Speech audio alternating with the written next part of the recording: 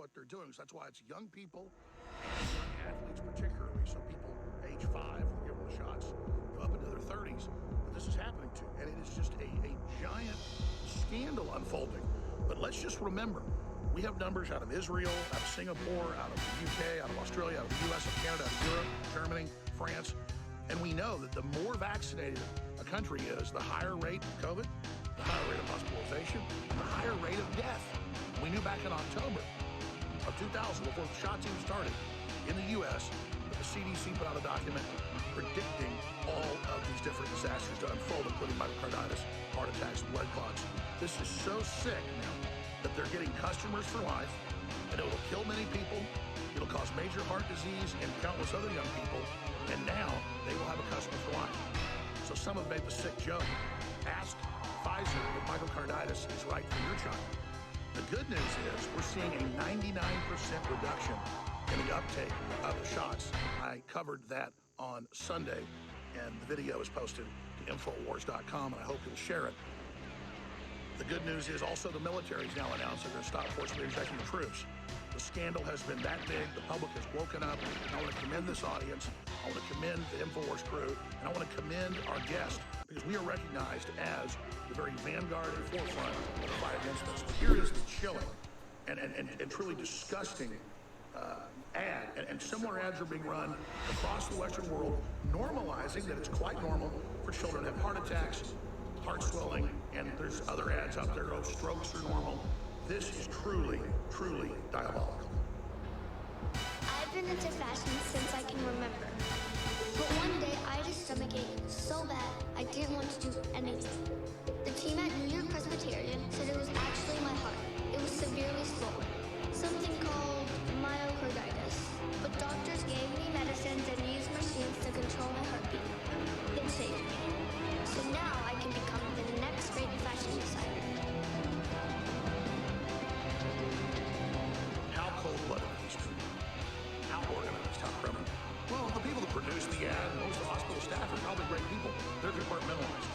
But the organizations and groups that, not just this year, but a year and a half ago, started putting these ads out right before the shots began, need to obviously be investigated. This whole thing was organized and had the same response worldwide, directed by the UN and the WWF, under the direction themselves of the major drug companies. This is big pharma trying to take possession of our bodies. Here's a short clip from when I laid this out in October of 2000. We confirmed with all these different studies and reports and even the advisors that got put on these shots now that can cause a raft of serious cardiovascular issues, heart swelling, flat-out heart attacks, death, and there it is. And then yesterday, Dr. Fleming and his big medical report and study put out with other scientists under the microscope, showing that it takes oxygenated blood and destroys the hemoglobin when you put the Pfizer vaccine in with fresh blood. Now, nobody is too young for a heart attack. These ads are being run on TV, radio, print, on the sides of buses, in Texas, in New York, in Pennsylvania, in California, and suddenly they're running in India and Australia and the UK and Germany and everywhere. It's a new and improved, wonderful thing. But what do they report all over the Western world? Massive increases in heart attacks and blood clots in the young. Oh, spotted in Whitmore on Durham Transit. Are they normalizing this? What's to come? And it says kids have strokes too. Know the warning signs. Yeah. Oh, hey, look at this guy, though. Everything's okay. This is Times of India, biggest publication, the second most populous country in the world. Puneeth Rajkumar, very popular A-list movie star over there in Bollywood. He got his first dose of the COVID-19 vaccine, and then he got his second one recently. And hey, he's doing fine, folks. Oh, no, he died of a heart attack at 46 years old. The good news is, all across the world, mainstream media is now reporting on the fact that the more vaccinated a country, the higher rates of death. In Europe. This is the rundown of countries. So look at that. The least vaccinated country in Europe is Bulgaria. also have the least excess mortality. And the most vaccinated country in Europe is Malta, which isn't included in the excess mortality stats. So let's go to the second most vaccinated country in Europe, Portugal. And they have the highest excess mortality. So the lowest country with the lowest vaccination rate has the lowest excess mortality, and the country with the highest vaccination rate has the highest excess mortality. But altogether now, correlation is not causation. It's up to us to stand up for the children. The United States is the only country in the world that has authorized these experimental shots that we know don't work and are deadly on 6-month-olds and up. Now they're pushing for newborn babies. It erases their immune system, their minimum, their bodies, their tissues begin manufacturing a poisonous spike protein. They're going to be scarred for life, even if they live. So let that sink in and think about who the globalists are and just how cold-blooded they are. Whatever rules. Good luck. Take your buddy. Because you want to be left alone, or you don't want any problems or trouble. We're only going to have more and more problems if we don't stand up and say no. These globalists. Yo, thank you, man. Thank you, buddy. Now getting started. In closing, I want to show you a graph of Google searches over the last year. Notice how the introduction of the poison shot corresponds with a massive surge in reporting and searching for the term myocarditis, and the hospitals have given us the numbers. Multi-1,000% increase in adults and over 10,000% increase in children. Because before it was basically non-existent, now it's common, everyday occurrence. This is the cold-blooded reality that we're facing. In closing, before Ellen Schroyer takes over the broadcast today with Alex Stein and others, I just would like to thank all of yours listeners for the support over the years. I would ask you steadfast. Yo, what up, Angel? What's up? What's up? What's up? Dangerous. Just setting everything up. What's up? And What's the up? enemies of humanity are coming after us because they have to get to us to get to you. So please, What's up, Angel? don't procrastinate. Go to InfoWarsStore.com and get the new supercharged immune system trifecta pack of DNA Force Plus, the vitamin C, and the D3 gummies. Please visit InfoWarsStore.com and get a signed copy of The Great Reset and the War for the World, which is a fundraiser for InfoWars, which desperately need the funds. And please go to 1776coin.com and get the limited edition Teddy Roosevelt Man in the Arena coin. You will truly help keep us in the arena. I'm good, dude. I got Bunker 1 Agent 17, homie. Razor coin at 1776. Yeah, but last stream I got Bunker 1 Agent 17 seconds. It was pretty hype. Order to 1776coin. And thank all of you who continue to spread the word about the broadcast and pray for the show and myself as I need your prayer.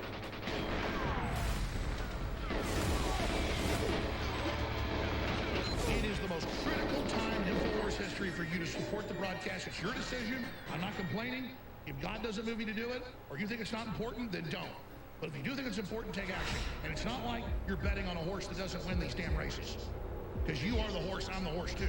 You are the InfoWar. #1 book in the world. #1, beating Stephen King's new release, all of them. And yeah, the next few months, we'll get a few $1 million off of this. Great. I'm going to dump it into this operation because the bandwidth alone will cost that the next few months and all the expenses. But yeah, there's a lot of good stuff coming in the future, but it ain't here yet. So get your unsigned or signed, which is the fundraiser of the Great Reset and the War for the World. I want to thank all of you that have at InfoWarsStore.com. I want to thank those of you that are going to take action now. Go to InfoWarsStore.com and get the signed or unsigned copy. The signed is in a fundraiser. We need the support. And I need you to also realize that we have the 4th coin, the Man in the Arena Teddy Roosevelt coin. The first 3 coins are founding member coins. You get discounts on products. You get all sorts of, we're going to launch a bunch of new stuff very, very soon. You'll get exclusive free access to it. I'm going to leave it at that. Films, special shows, events. Finally, all this stuff 6 months behind is about to launch very, very soon. It's almost done, but I'm fighting hard. Get the Teddy Roosevelt coin at 1776coin.com or patriotcollectibles.com. But whatever you do, take action. And then separately, all these products, in some cases sold out for a year, like Greens Fiber, strongest, highest quality Greens Fiber for your body, health, your immune system, everything. It's back in stock, 50% off. Vitamin D3 gummies with calcium for better upload in your body, total immune system support, and so much more. It's 50% off when you get it in the combo deal or 40% off by itself. The combo deal is DNA Force Plus, vitamin C, and zinc with rose hips. All 3 of these are 50% off together or 40% off individually. And I'm not going to spend time on this. This is the Linus Pauling formula he won the Nobel Prize for. It's the dose he said, and it's what he said to have it with, so it's uploaded into the body, it is over 1,000% what you need of vitamin C, and it's the organic, high-quality type. You want to be safe and healthy and want to be strong this fall and winter, fortify yourself now. This is the trifecta pack. You need the immune system turbocharged special, 50% off. Also back in stock. Diet Force, natural compounds that speed up your metabolism to lose weight. I'm still overweight, but my wife's like, my God, I'm standing straight up. I don't look fat. I got a big torso, so I look fat when I'm sitting down because I got a big chest. I got a 52-inch chest and big, everything. But I'm standing up, naked, coming out of the shower, and I was like, damn, you look like, a gorilla. But the point is, I've lost 44 pounds with this. It finally came back into stock. Diet Force, InfoWarsStore.com, 40% off. Brain Force Ultra, Brain Force Plus back in stock, all discounted. Just go to the site. You need the products. I know we're in a depression. I knew this was all coming. I've been thinking for years, how am I going to fund our operation when this is going down? Well, we got a few tricks up our sleeves very, very soon. I'm going to leave it at that. But in the meantime, the next 6 weeks, it is beyond critical that you go to InfoWarsStore.com today. It's not like we're just some talk show exposing this stuff and having a little effect. We are, and I'm very humbled by this. We are literally like kryptonite to Superman, but kryptonite to the New World Order. We're like garlic and high noon to vampires. I mean, this for whatever reason, God bless this whole operation and sent you to us and sent me to you, but it's been incredible. So just don't wait. I need to see funds coming in, ladies and gentlemen. This is a war. It costs a lot of money to do this. You want somebody to fight for you? You want somebody to stand up? You want somebody to take action? I don't want to spend all day up here fundraising, but I will do it because I don't want to shut down. I want to see $1 million under today because we're almost in the red again. Damn it. And I'm not bitching at you. I am fighting for you. I love you and I appreciate you, but believe me, I will never give up. I will never give in. You put a gun to my head. Believe me, I will do whatever it takes to never back down to these people, but I can't do it without you. I am in your hands. You are in my hands together. Go to InfoWarsStore.com right now. Leading a frontal assault on the lies of the New World Order, it's Alex Jones.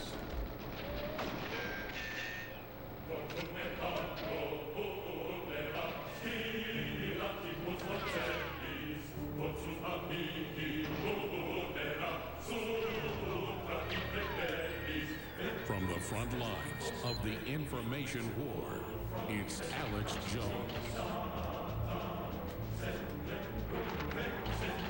First, they asked us to be here last week. We booked the tickets and everything, then they changed it to this week. Now they just told us we can go again, and they might call us next week. So this is how they jerk our chain. Every level of this is manipulated and rigged. I'm here to testify. I'm here to do what needs to be done. This is now, will be the second time they've changed when they said. They said they'll let us know later when or if they want us here. So you're not testifying today? No, I'm not testifying today. Are you staying in the state? Are you staying in the state? I'm obviously going to consider the trial's over because they keep jerking me around, and that's fine. It's just that I'm here to testify, and I'm here to tell the truth. And I told the truth. I apologized on Joe Rogan 4 years ago, episode 1255, for 30 minutes before I was ever sued. Hold on, just let me add one more thing. I don't want to be the Sandy Hook man. It was a very small part of what recovered and did.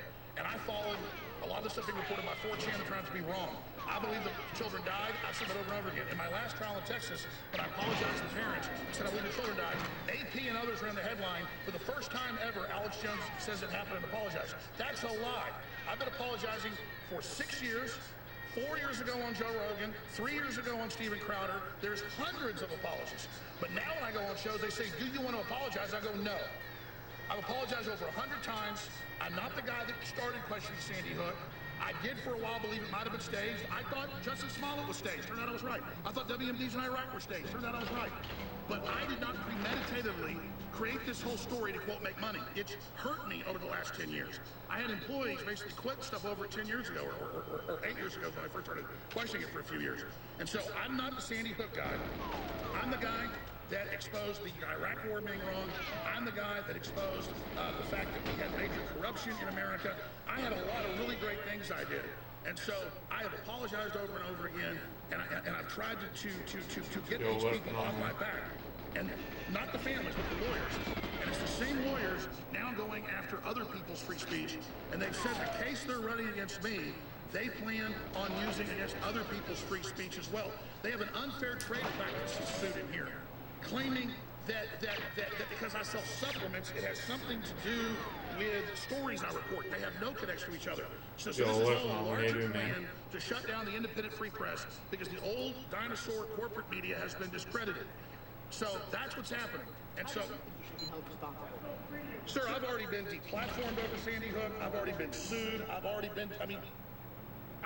been, quote, held responsible. How's the New York Times be held responsible for premeditatedly lying about WMDs in Iraq on record?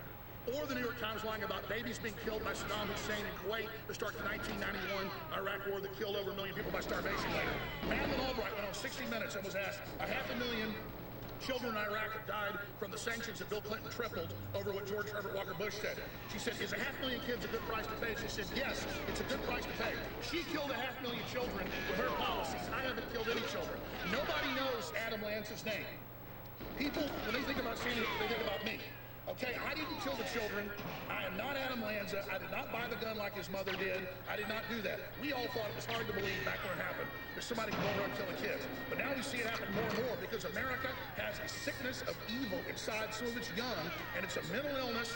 It's not the guns doing it. In fact, we need guns to protect ourselves from people like Adam Lanza. But the truth is, ladies and gentlemen, they really want to take me out because I've been exposing the Great Reset and Klaus Schwab and the UN and the big corporations. Look up the Great Reset and the War for the World, the #1 book in the world. I'll be back whenever they call me. Good luck and God bless. Don't believe you profited on it. Jones, do you? Forgot to mention the t-shirt.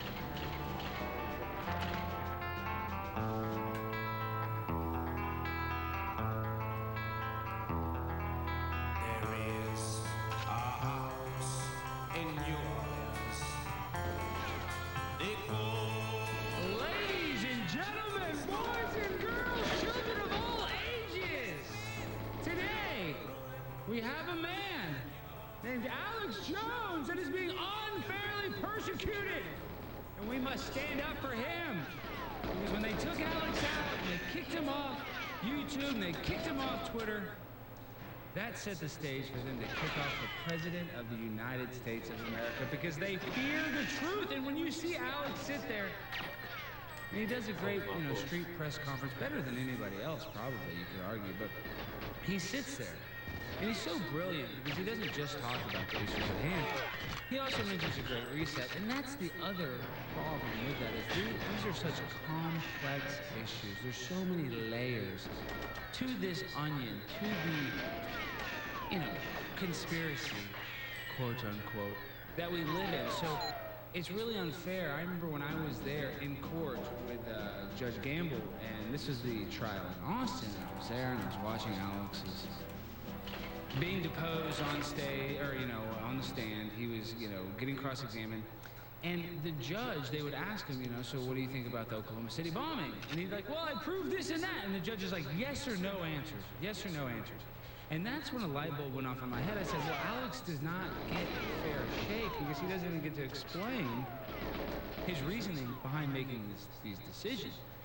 And like I said, there's, a lot more under the surface than just saying, oh, yes, I think this was staged. No, this was on a flat. And I like the way that Alex talks about the WMDs because for me, that's such a big deal. These weapons of mass destruction, they scared my mom, they scared my dad, they scared me, they scared all of us with these weapons that they said they were going to shoot us with. And none of them existed. And millions of people died. And so you see people like Alex that actually called that out, that exposed that, was one of the guys, one of the few people, if, or a handful of people, if that, were calling out the lies from the mainstream media. But then you have an issue like Sandy Hook where, there were some anomalies, especially at the beginning, and somebody looking into it and questioning it. He's been demonized, and that has been his entire legacy. And that is unfair because when Alex sits there and he, has to defend himself to the mob of reporters, he talks about all the good work he's done, and he's done some of the most brilliant work. I think some of his work, Alex Jones taught me what the agent provocateur is, and we have a guest, Luke Coffey. We're going to talk about January 6th. We're going to talk about these agent provocateurs are basically false flag agents that attack their own country. I wouldn't even know this is a thing. It wasn't for AJ, it wasn't for Alex Jones. But the problem is this isn't just an Alex Jones issue. This is a freedom of speech issue. This is an independent media trying to go against the legacy dinosaur media, and they will not let us live, and they will kick you off your airwaves. They will kick you off YouTube, and you have to go to an internet ghetto.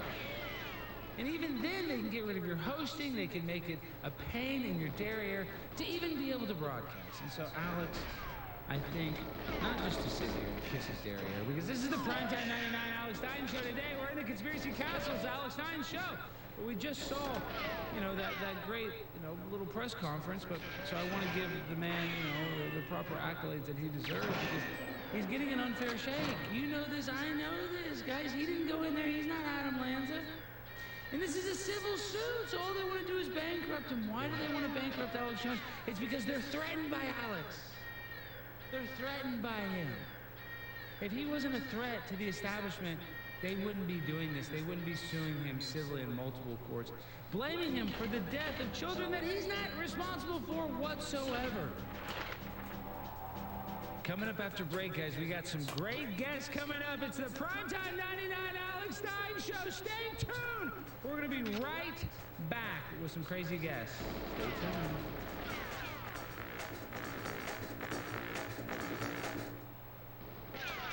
There are several ways to support this broadcast, and the biggest is by getting the fourth coin at 1776coin.com or patriotcollectibles.com. That is the man in the arena. Got a gladiator on the back. It's got Teddy Roosevelt on the front.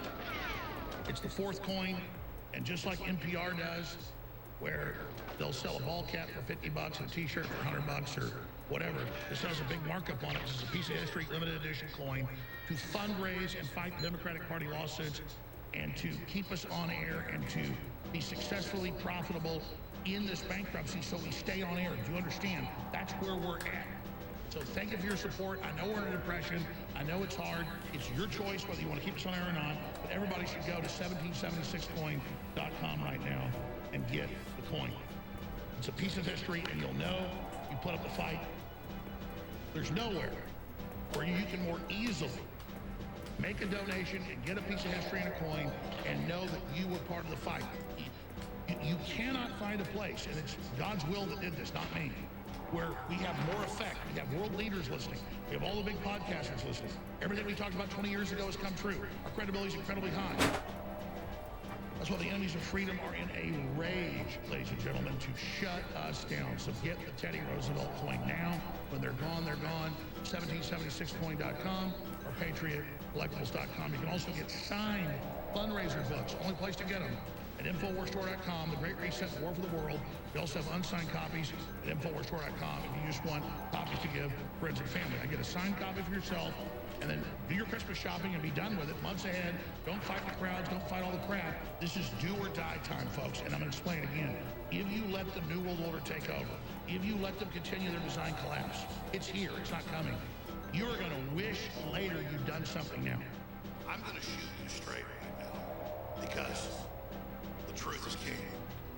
Many of the InfoWarsStore.com products, many of the InfoWars line products are the very best available anywhere. But in the case of Brainforce Plus, it's not. No, Brainforce Plus is not the best nootropic, the best brain pill in the world. You know why? Well, imagine if you had the Kentucky Derby or the Indy 500, where 5 or 6 horses tied with that photo finish, their noses exactly the same. Or imagine a race car race where 3 or 4 race cars all went across the finish line at the exact same time. Now that's never happened. In the case of these supplements, it has. You know why? Because we went out to the top manufacturers in the country. We looked at the tests and the research, and we said we want the most powerful brain pill available. And we learned that this brain pill is put out by at least 4 companies under different names, and it is the best, the highest rated for clean, focused, clarity, and mental energy. So you can get this under other names, at least 3 other places. But here's why it's different. Our pill that is not number 1, but is in the top 4, is at a lower price at InfoWarsStore.com. They are selling this exact same pill for $100. We're selling it for well less than half that price, and this funds the InfoWar. So that's a winner. Yes, we're tied in this horse race, in this race car race, but we're doing it for a lower price. That's why Brain Force Plus is so amazing. So get the recognized #1 brain pill in the world, Brain Force Plus, that funds the InfoWar at 50% off, finally back in stock at InfoWarsStore.com. Leading a frontal assault on the lies of the New World Order, it's Alex Jones.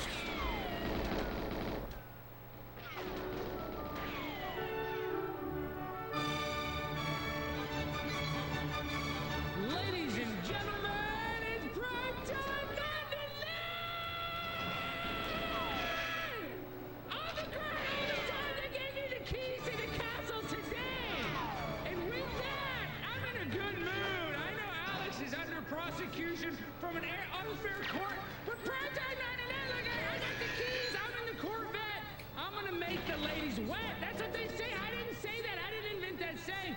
But with that, guys, I want to bring on a very funny man, and I really want to applaud him because this is the first, and Danny, I don't know if you know this, we're bringing on Danny Polishuk, one of the best young comedians out there, but he is the first openly gay, non-binary comedian to be on InfoWars. So, Danny, welcome to the show. How you doing, my friend? Dude, it's an absolute honor.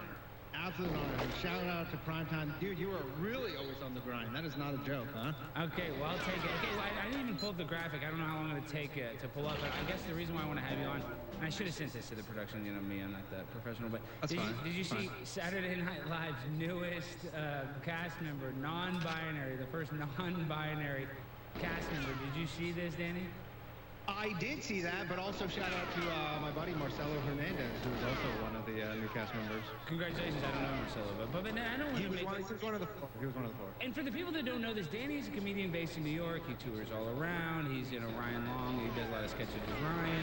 And, Danny, I like Danny. He's apolitical. He's from Canada, so we don't know about use. Dude, you want to know something fun that you'll love? You know that high school teacher? The one with the big tits? The one with the big tits? That was like 10 minutes from where I went to high school. Wow, and you have big tits too, so that kind of makes sense. I do. I got big milkers. that whole place is like Nancy Pelosi's boobs. Okay, but I don't know how long it takes to even pull up. But so why do you think that? Yeah, they say this is a non-binary cast member. Is now if you're just kind of an unattractive female, is that considered non-binary then? No, it's just your identity is whatever your identity is. It's literally just you choose your identity and then you have an identity. Can you? But in your opinion, what about the like you, Alex? Like you could be non-binary right now. I am non-binary. But I'm saying that by the end of this segment, you could be not. Exactly. No, it is. No, I'm telling you. No. I'm gender fluid. I'm as fluid as it gets. I'm like the Titanic, dude. I got serious water damage, as they say. But I know we don't want to attack her. She's another New York comedian. But what do you think about Saturday Night Live in your opinion? I know we talk about this. It's kind of, you're sick of that same question. But Saturday Night Live, Rob Schneider just went viral saying that the show died. And I think it was when Kate McKinnon played, that sad song. What's your opinion on that? What do you think? Is Saturday Night Live dead? I have not watched Saturday Night Live since probably like the early 2000s in sort of like capacity. Like I'll turn it on from time to time. They just lost their mojo. They lost their relevance as well. Like really at this point, they're just a super high production like YouTube clip manufacturer, like they're just basically making YouTube clips. Like who's watching Saturday Night Live actually live? No, I don't know. But do you think it's because of social justice and all that bullcrap, or do you think it just sucks because it's just kind of, I mean, why is it not successful? Because it's, I think there's go woke, go broke. Do you really think that's why they suck? I think there's a lot of crosswinds. I mean, I think for one, they were pretty notorious. Like their writers room used to be just all white guys forever. So then they kind of had to, course correct. Like you're a sports guy, right? Yes. You know the term makeup calls in the NBA? Of course. So this is what we're all sports. But what we're witnessing now is we're witnessing a makeup call, where everybody knows it's not the correct thing to do technically. But it just kind of, they're like, we need to do this. It's a makeup call. So, look, Saturday Night Live, they had a good run. I don't, Lorne Michaels, it sounds like he's not going to, it's not going to continue once he's done. So, it's in the end of it. They're kind of just going out with a whimper, it sounds like. And, what, I don't know. I don't really know, because it's lost so much relevance. Yeah, it's that, dude, who's on Saturday Night Live? from not like Davidson or Kate McKinnon. Like, No, is Pete Davidson still on it? Holy shit, Robbie. What? Yeah, dude, Saturday Are you Night serious, sucks man? now, and it used to be the best show. Holy Also, shit, dude, I'm when so speaking bad. of affirmative action, talk about the writer's room. So bad at this level? Getting a makeover, getting This is gonna be really whatever you embarrassing. want to call it, affirmative action.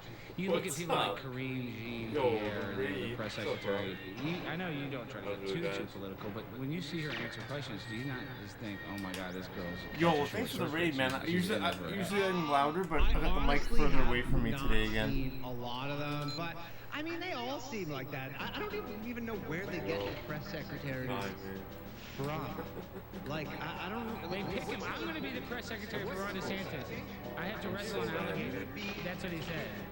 So bad. What's up, dude? Okay. Well, I wanted to, sorry, I was just because of the segment, because listen, we only have so much time, but this is the thing, is I want to pull it up. I don't know if you guys can pull this up, but did you guys see Justin Trudeau singing Bohemian Rhapsody? Did you see this, Danny? What do you think? This guy is your leader, and he's Hey, I live in New York. yeah, but you're still Canadian. I mean, dude, you're always gonna have that Canadian stink on you. So, and I obviously should, pull these clips up a little bit. But you see Justin Trudeau singing Bohemian Rhapsody. Is that gay? Is that straight? Is that bisexual? How would you rate that? Good question. You know what? I watched it, and I watched the thing, and everybody was so angry about it. And I guess it's like in poor taste. Is it? But I mean, I'm a Canadian. honestly, I don't even. That's the thing. I don't even know. Like everybody, also the whole Canadian media, even people on the left, are like, this is such poor taste because obviously the Queen is the head of Canada. So it's like the head of Canada technically died as well, but like nobody actually knows about the Queen, and she also didn't die suddenly. Like she was 96. So I don't even know what to make of it. He's got a weird thing though because he That's made good, this man. like coalition 38 with Plaza, really? kind of like the I Socialist didn't see that. NDP party. So he I've been can't having really get 39 booted out at this Plaza. point. So he's kind of just like coasting. And he just does what he wants. Is his dad Fidel Castro? Because his mom was I think so, hot. yeah. You do believe that? You do? Well, Do you not think Fidel Castro would use a condom, or do you think that's? Why would Fidel Castro use a condom? I don't know. No, that guy's a breeder, dude. Yeah, No, that guy's a breeder, dude. if I was a dictator, I'd probably wear a condom, though. I don't know why. I mean, I guess you wouldn't need to. Yeah, I guess you're right. I didn't even think about that. Yeah, I probably would. You're not gonna get sued for alimony. Yeah, but a lot of these freaks out there, they got all kinds of monkeypox. Next thing you know, you're Beto O'Rourke. You got monkeypox running for governor. It was the wife of the Prime Minister of Canada. But there is like, someone did a deep dive onto it because they say like the timing doesn't line up with any official visits to, I don't know if you ever looked into this, but they're like, the timing doesn't add up with any sort of official Canadian visits to Cuba. But then at some point around the actual timeline that does make sense, Pierre Trudeau's wife, I believe Margaret Trudeau, she made some trip to like an unidentified Caribbean island. Of course. That they never named. He looks Like an just unofficial. Dude, he has to be Fidel Castro's son. I mean, the pictures are just insane. They're like, oh, well, you're just a conspiracy theorist. I'm telling you, that looks like Justin Trudeau. I don't know if you can see the image right now, but that, I mean, just the same nose. And the self-importance of Trudeau. You would think, like, at least with Hunter Biden, I know he smokes crack and he's with all these prostitutes, and like, but at least he kind of like listens to what his dad says, and he seems like a family guy. I know that sounds weird, but like Justin Trudeau seems like, I don't know, like he's in it for himself. I don't know how to explain it. Obviously, Hunter Biden's... He has dictator blood in him. Yeah, that's what I'm saying. He has dictator blood in him. He doesn't have follow the leader blood. Hunter Biden's a terrible person, but he's probably not that bad of a son because his dad's using him in business dealings in Ukraine and China and getting him rich. So maybe Joe Biden's like, oh, I like my son. He makes me rich. But you know, if you look at Justin Trudeau, he's the type of dad, like, he's the type of son that if the dad likes the Dallas Cowboys, he's going to like the Washington Redskins. He's going to like, you know, the opposite of the dad. Or like if he likes the whatever, the, you know, I mean, name a hockey his team. dad was contentious. No, you know what? He is a Montreal Canadiens fan, which is why I hate him as well. But which I believe is because he's that's where he's from, is Quebec. But yeah, I don't know. I feel like he was never really qualified. He's kind of just in there on nepotism, and he's attractive, and you're like, he's doing the job you think he would do based on his sucks! He sucks. Okay. All right, well, we got about 30 seconds. We're going to head into the break. break, but I think we'll see you on the other side. We got about a couple minutes, and then we'll boot you out of here. Set you got, dude. Dude, I'm the pimp on a blimp, dude. This is unreal. This is when This Alex is Jones. unreal. It's because Alex Jones is my personal hero. So, and he's able to. It's warm in here. All right, well, we're gonna see you on the other side. You guys make sure to stay tuned. We got Danny Polishuk. You know, go look him up. He's on YouTube. He's on Instagram. He's all over the place. If you can't find him, you must not know how to work your old internet. All right, we'll see you after the break. Thank you. I'm going to say this front and center right up front. I'm leaving it all on the field. I love my crew. I love you all. We are in a Chapter 5 bankruptcy to be able to show we're solvent, but then show the courts we don't have all these extra money that the Democrat Party law firms are suing for. So this organization coming out of Chapter 5, InfoWars and free speech will be able to operate basically forever. Because we'll just have a plan on what can be paid to these people versus what they're claiming to have. And then yours truly basically won't get paid, or a very small amount. That's fine. I don't care about that. I want to stay on the air. But if we don't make it through Chapter 5 in the next 5 weeks, it's a 13-week process. We're already 7 weeks into it. Then this place is going to bottom. So we are right there, ladies and gentlemen, on the cusp. All you got to do is go to InfoWarsStore.com. There's not a better place to fight the New World Order and get the great products. Ladies and gentlemen, fiber greens, the highest quality greens you're going to get from wheatgrass, more concentrate, back in stock, 50% off. Diet Force is amazing, back in stock. 40% off. Brain Force Plus back in stock, 50% off. We have the Immunity Supercharger Trifecta DNA Force, vitamin C with zinc, and the D3 gummies, highest quality, back in stock together. A trifecta. You better be taking this fall and winter, or you're crazy what's going on. To boost your immune system, it's 50% off. Please go there now and keep us on air.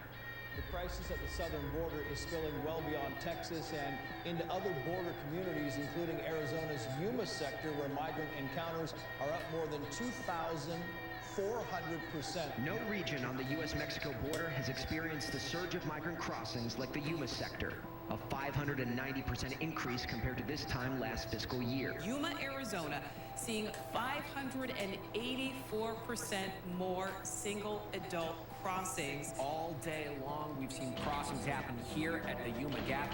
Many of them coming all the way from South America, Venezuela, Cuba, and Colombia, rushing to cross this open gap along the Yuma-Arizona border. Immigrants are coming from Central American countries, including Honduras and Guatemala. As we speak, there are reports of possible caravans from Guatemala, El Salvador, and Honduras heading north that could arrive in the next month or so. Nobody understands that better than the Mexican cartels, who are sending a lot of these people across. The Biden administration still refuses to characterize the surge of migrants as a crisis. My plan is the most bold, aggressive plan on the border. We're going to secure the border. We're going to call it what it is, issue a declaration of invasion on day one, get troops on the border in the form of our National Guard. We're going to stop people from coming over. And we're going to stop the cartels from having control of our border. I don't like it as a mother, and I know no Arizonan likes it, that we are the pipeline for the most dangerous, deadly drug this country's ever seen, called fentanyl. Migrants and smugglers are using new military-style tactics to avoid capture. Number one killer of young people, it's all coming through Arizona because Joe Biden gave control of our border to the cartels. And on day one, we're going to revoke our Article 1, Section 10 authority and take back control of our border away from the federal government. It's a dereliction of duty what they've done. Yes. And we're not going to let Joe Biden drag the state of Arizona down while he's trying to destroy this country. Amen. Boy, I can see why they're trying to stop you.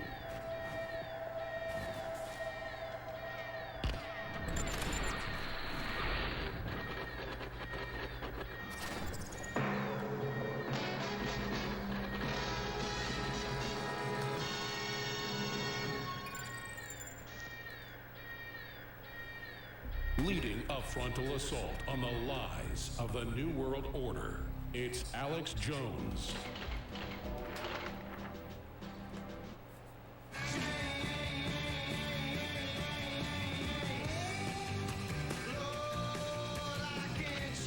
That's what we need, guys. We need a little bit of Southern rock. Get a little bit of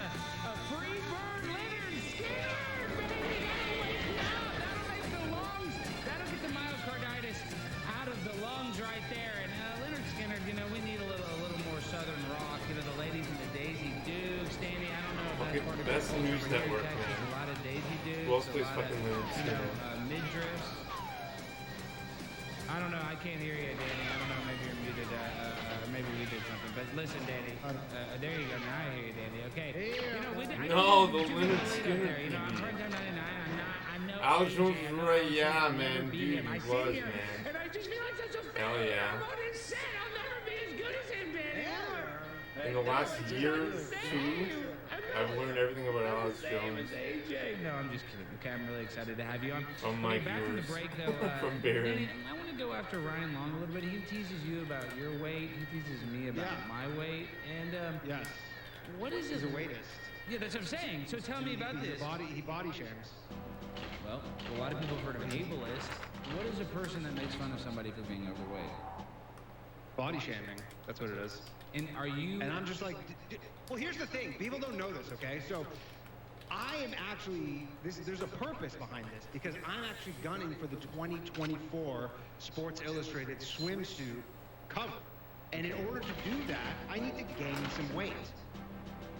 Do you need to change your sex, though? Do you need to have gender reassignment? No, They'll have an obese male on the cover, is what you believe? No, because if you think of it this way, right? Like on a linear, think about where Sports Illustrated swimsuit started and where it's trending, right? Like if you just kind of plot it, eventually the person on the cover is going to look like me.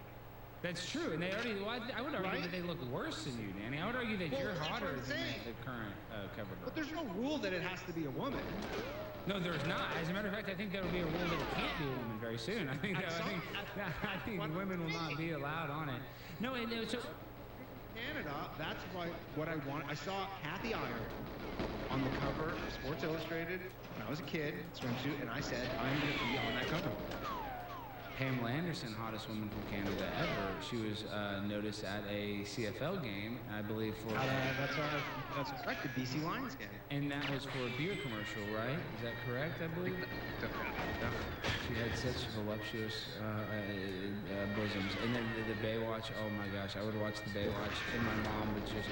Where's all the lotion? Where's all the lotion? Come on, I don't know where the lotion is! Leave me alone about the lotion!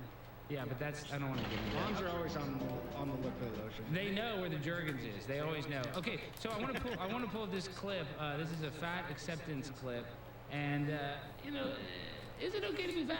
I'm a husky male. I mean, you know, I'm a thick boy myself. I need to lose some weight. Is it okay though? Do you think that like this? Do we need bullying? Like, will bullies help you lose weight? Does Ryan's bullying? Sometimes. It does. Sometimes. I mean, it definitely keeps you in check. I've certainly heard from some people who they go like, especially like podcasters, where they go, yeah, you know, all the fans were just ragging on me, and then, you know, it was kind of like just the push I needed. The one thing I'll say is I'm not under the delusion that I'm healthy. Like I'm in the optimal healthy body. I'm like, yeah, I need to, and I work, you know, I go to the gym and I'm trying to watch what I eat, but I like to have a little too much fun. And you have a hot girlfriend. People don't know this. I mean, you have a hot girlfriend, so that gives you no incentive to do anything. That's the problem. That is very true. And that's why your nipples are getting a lot larger. That's why, because they're protruding out of your shirt more aggressively. But that's how my shirts are too. I have to get custom shirts. I have to cut the holes out of it. No, but Danny, obviously, no, you are in a good shape. But this is the other thing is that for me, I don't know. You're on the road all the time, and I know this is the Danny and Alex show, but it's hard to eat healthy when you're going in and out of airports and you're driving. It's impossible because you just want to stop and get a hamburger or whatever. So hard. I mean, you gotta have such like. You have to plan it out so well to be like, yo, I'm going to stop at this grocery store at 2 o'clock and buy a tub of chicken breasts. You know, but otherwise, you know, yeah, it's difficult. And comedy clubs, like the comedy club menus are terrible. There's usually one salad and it has fried chicken in it. And it's like, it's hard. And then all the alcohol, too. Yeah, and it's the genetically modified. Okay, so look at this TikToker.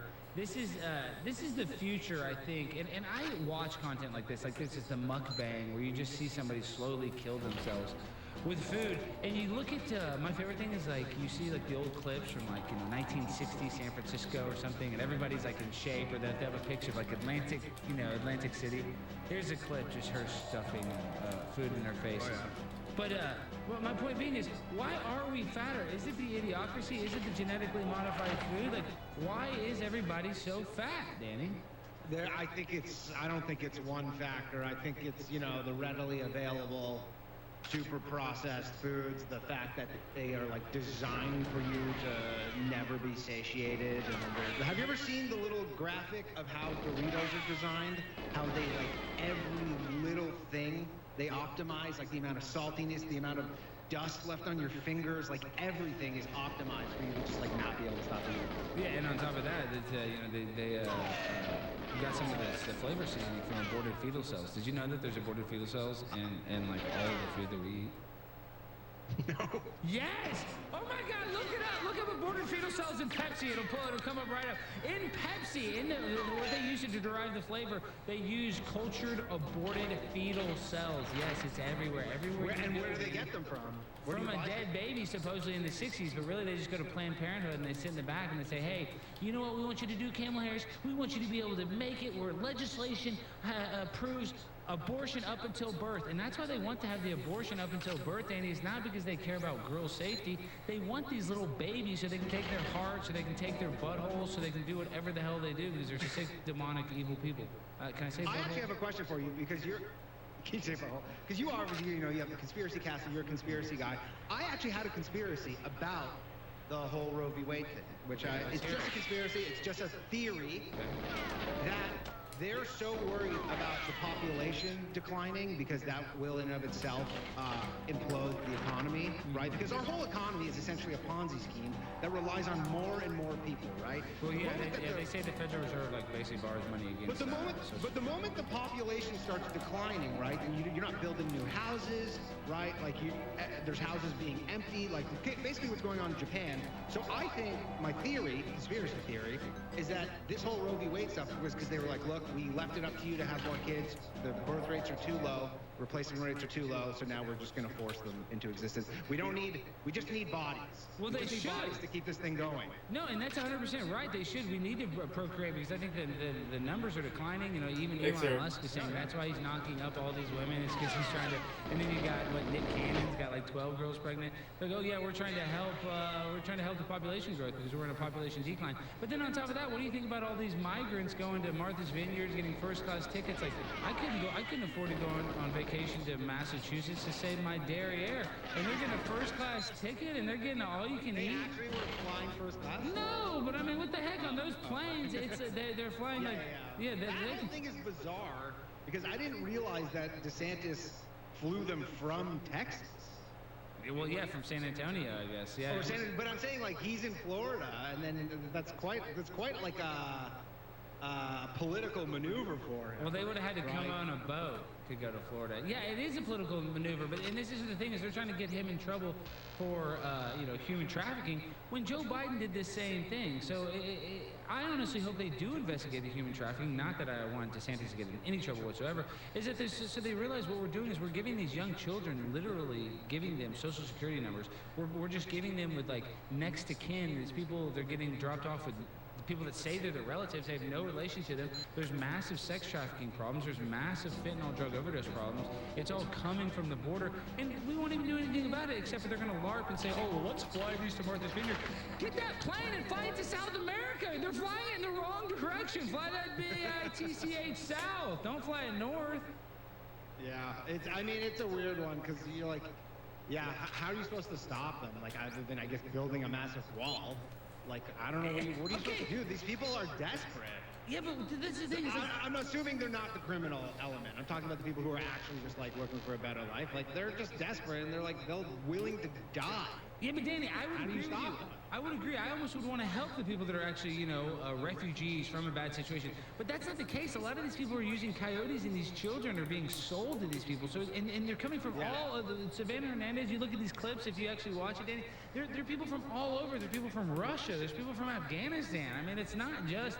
and this is the other thing, is like you say they're risking their lives. If you look at these videos, half the women are 450 pounds. You're like, you didn't even walk. You would be 200 pounds if you just went out here for 15 minutes. Okay, Danny, we'll tell them we got to wrap up. We got about 30 seconds, so tell them where they can find you. Tonight at 9 p.m. On my YouTube channel, youtube.com/Danny Polishuk, I have a live call-in show every Tuesday that you have been a guest on. Yes. A couple of times. It's called Low Value Mail, M-A-I-L. It's a call-in show. We have a good time. You can catch me on the Boys Cast with Ryan Long every Friday podcast. That is a fun one. And just at Danny Jokes on Twitter and Instagram, youtube.com/DannyPaulchuk. Go check him out. Love you, Danny. Thank you for coming on. It's a great guest as always. Thank you, guys. See you on the other side.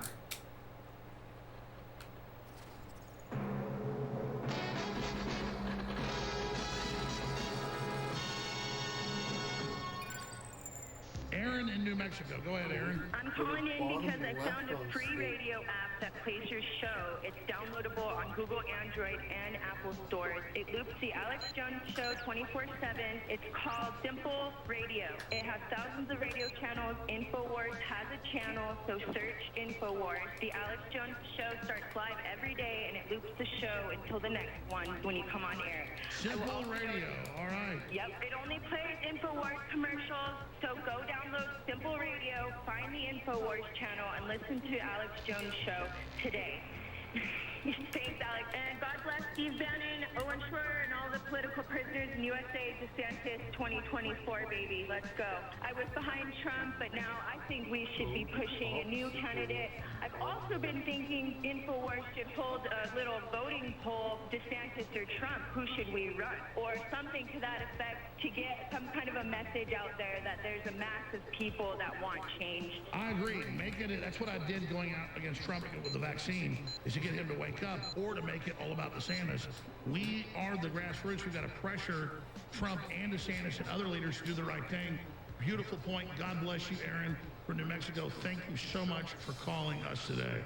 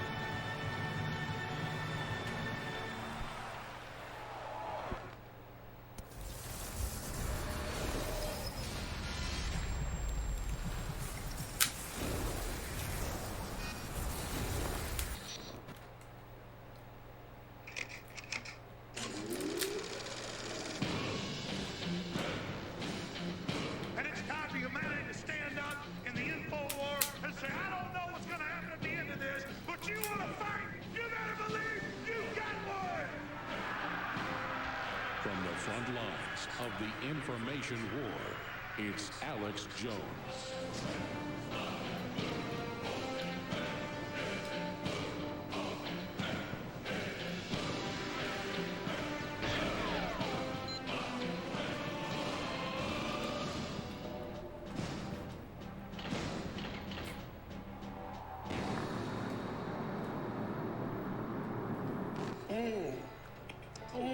The folks down in Louisiana and Mississippi like to eat their crawdads and their bullfrogs and the rest of it. And, well, sometimes they just throw the whole frog in the boiling pot. But they learned that if you throw one into boiling water, he'll just jump right out.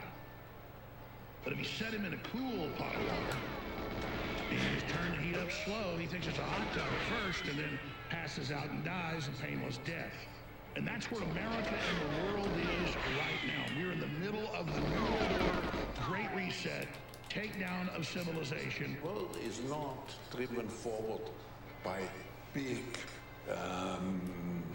grand decisions. The world is driven forward by small action, but actions which are integrated into an overall system. This is a scientific technocracy takeover to force us onto the AI, global social credit score, cashless society system. If you're left behind, you're facing something far worse, which is to be completely irrelevant. They won't even need you as a serf or as a slave.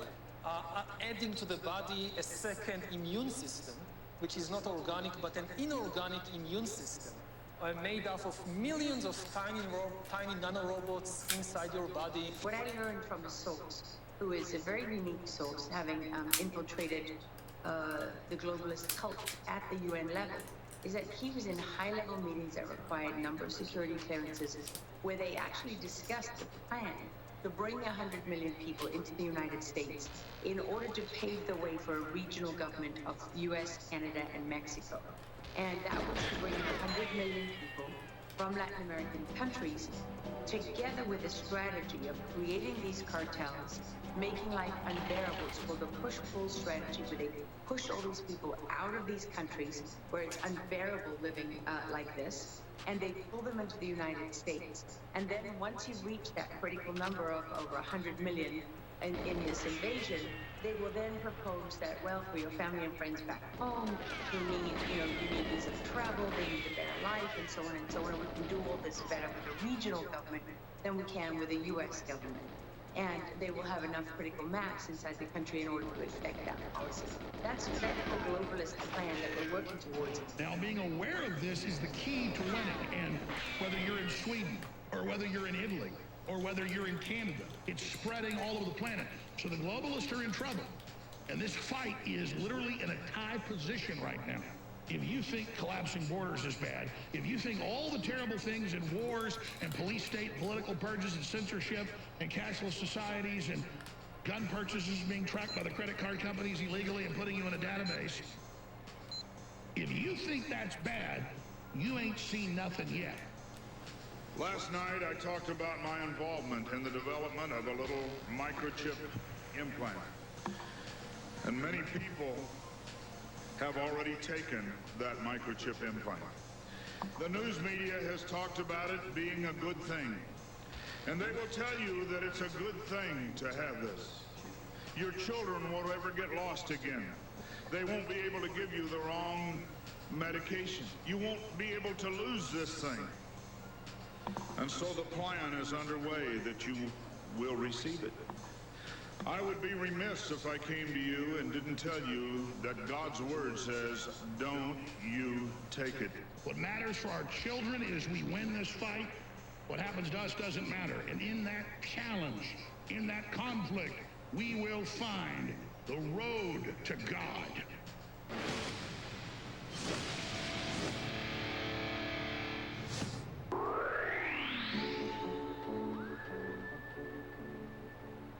People ask me all the time, what is your best nootropic? You've got Turbo Force, you've got Brain Force Plus, and you've got Brain Force Ultra. Which one is better? And that's like asking, what's better, a Ford F-150, or a Cadillac, or a Ferrari? It's different strokes for different folks. It varies. All three are different formulas. All three do different things. Turbo Force is 10 hours of clean, out-of-control energy. I can't even take a whole pack myself. Brain Force Plus is a long-term acting clean nootropic. This Brain Force Ultra is a super fast-acting nootropic that creates incredible clarity but doesn't last very long. They're all three different formulas. And finally, back in stock, massively discounted, Brain Force Ultra is available at InfoWarsStore.com. Brain Force Ultra, back in stock, InfoWarsStore.com.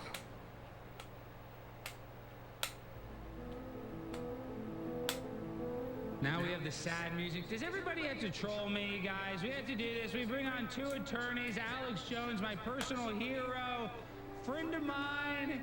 We have to play the sad music. I feel like Howard Stern in Private Parts, where he talks about when his wife has a miscarriage. But with all that, we don't want to get too sad. I am Primetime 99, but we have two great attorneys. We got Michael Hamilton. Michael is a cornerstone attorney. He's dedicated his practice to fighting medical tyranny. We also have Dan Watkins, who's a 30-year practicing lawyer. He's licensed in California and Nevada, and he's litigated thousands of cases in the medical and dental malpractice area. And this is why it's important. So, obviously, guys, I can give you guys a little better of an intro, but for me, I have to be the belle of the ball. I have to take all the attention because my mom, for the people that are playing at home that might not know, my mom was sick, and she was sick probably for about 2 weeks. And then towards the second week of the sickness, because you guys might not know this, I was, giving her food, going and visiting her, and she had COVID earlier in the year, and this was at the beginning of October, right around my birthday. My birthday is October 8th. My mom died October 25th.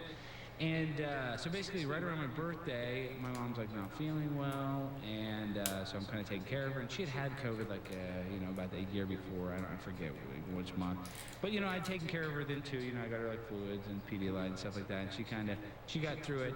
And then this time I feel, I was just saying this with Michael, that I feel a little guilty because I wish I would have taken her maybe not necessarily to the hospital, but I wish we would have gotten more intense treatment earlier, because we didn't even start with ivermectin, because it went from where she wasn't that bad, and then she, I think it was the 18th, I believe, I'm going to go visit my mom, and that morning she's not answering her cell phone, so I drive over to her condo, and she's not there, and she's always there, and her cat's there.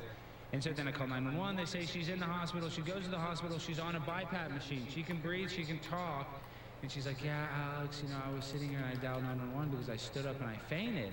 And my ankle hurt so bad. Her leg hurt really bad, right? And I'm talking to her, even though she has this BiPAP machine, it's like on her nose. And then within 7 days, that first day we walked in there, we said we do not want to be intubated and we do not want remdesivir. And then after that, they treated us like we were persona non grata. I mean, like we were just, scum of the earth. I mean, they would walk in there with 7 different layers to their hazmat suit. You would have thought my mom had Ebola. And then, like I said, they said that they weren't going to give her remdesivir.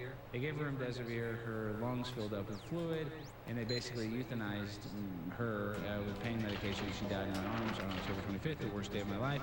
And I want to show this clip, though. This is a clip. This one is emotional for me. It's a short clip. It's 20 seconds, and this is me speaking to the palliative care and then Dr. Snow, my mom's doctor, and I asked them why did they give her remdesivir. And at this point, I was so desperate, I was begging for them to intubate her, but they said because we signed the DNR, they wouldn't do that. But so here's a little clip.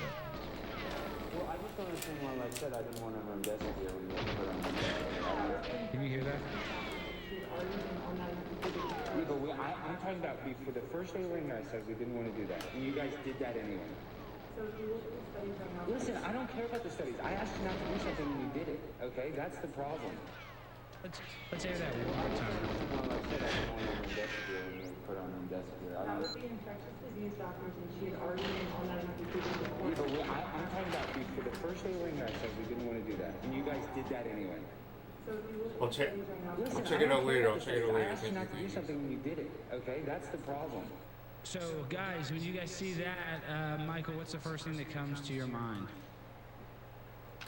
First of all, it's so sorry for your loss, Alex. I can tell you that I've been flooded at this point with hundreds, if not thousands, of stories from all around the country of people who beg not to be given remdesivir. I received a text from somebody in Iowa that I've never met as I was driving here, and they said, we said no remdesivir, we put signs on the door, we put signs in the sink, we were promised no remdesivir. The remdesivir was given immediately, and the person was just flooded with remdesivir, and it was this person's mother, and she died. We just hear these stories over and over, and people have asked me, could it be a mistake? Could it be coincidental that?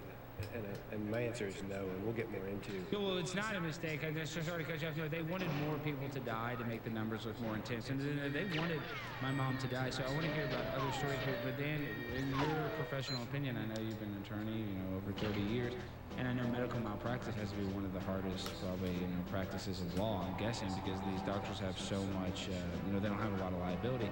So. Do you think anybody will ever pay for all of the remdesivir, even though they know that it shuts down the organs? I mean, I guess my point being is the sudden adult death syndrome. Nobody's ever going to talk about sudden adult death syndrome.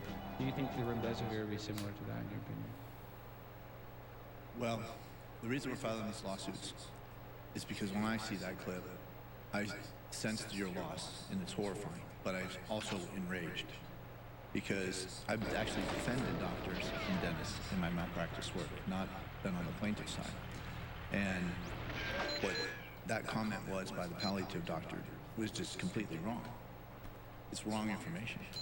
And they're just relying on some rote protocol, and they're following it. And then by following that, they're causing people to lose their lives. Good people are losing their lives. So there's rage involved in that. And the main thing that Michael and I are trying to accomplish here is bring awareness to the fact that they're being deceived. The medical deception associated with remdesivir is beyond anything that could have ever imagined in the medical community. And then the unconsented to medical care that's where we go after them. Because that's how you can make them pay. That's how you can get past just the standard negligence claim. Well, I've had a lot of anxiety, and one of my best friends, a guy named John Gross, and he's my attorney, but he handles more civil stuff. And I've been just so stressed out. Everybody's like, oh, Alex, you're doing so well. You know, I just got time to deal with the Blaze, and I've had a lot of opportunities in the past year, but this year I'm just telling them, oh, it just sucks, man. It just sucks because I've also been having the thing hang over my head, maybe you guys can walk me off the ledge, is that they say there's only a year to file a medical malpractice lawsuit, and everybody expects me to file some lawsuit against, Baylor Hospital, which I will.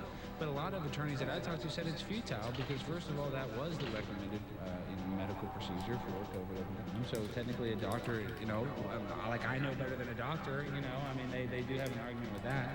So I guess my point being is I feel like that year, it's going to be October 25th like that, and then that's a year since my mom died, and I didn't really necessarily get to get any justice for her, and it makes me sick. Yeah, there's many objectives in filing a lawsuit. One, of course, is to have you compensated for your loss. But I think what's important for us in these cases is to get to the heart of why these decisions are being made, because the patient ultimately gets to choose, and when you tell the doctor and your mother tells the doctor no remdesivir, then there's no remdesivir.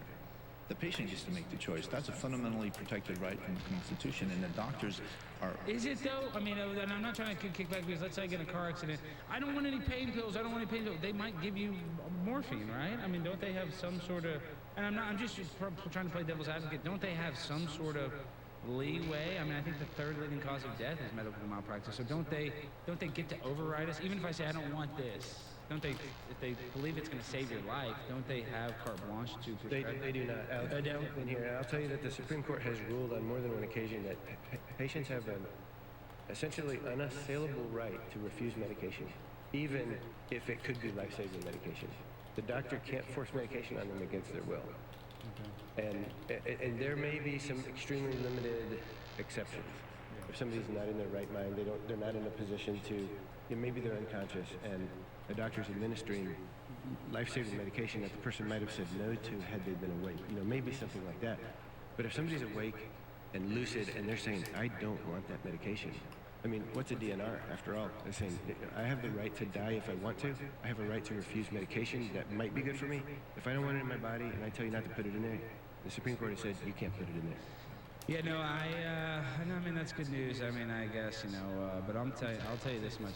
Probably the most challenging thing that I've ever done was signing that DNR. And just the way they presented it to us. I mean, it was like they were selling me a bad car or something. Like it was just like a shady business deal. Like, here, sign it, get your name on the dotted line. And then they're just like, wipe their hands of me and my mom. And that's the exact feeling that it gave me at the time. And I just, now looking back, like, I guess I didn't even, and I was telling you the guilt that I felt. I mean, I guess I didn't even know how monumental it was that I was signing that paper basically the first day. I think it was the first full day in there, less than 24 hours, we had signed the DNR, all because we didn't innovate. And I had been awake to, the COVID stuff and the protocols that were killing people, so that's why I feel so guilty. But, all right, we're going to be back with Dan and Michael on the other side of the break. We're going to talk about what they're doing to expose these protocols that are actually murdering people, not just people murdering the person I love most in the world. So we're going to see on the other side. I know sometimes we got some sad segments. Sometimes I'm in a woman's bathing suit, and you can see my derriere. It's, feast or famine. It's either or. All right, we'll see you on the other side of the break, guys.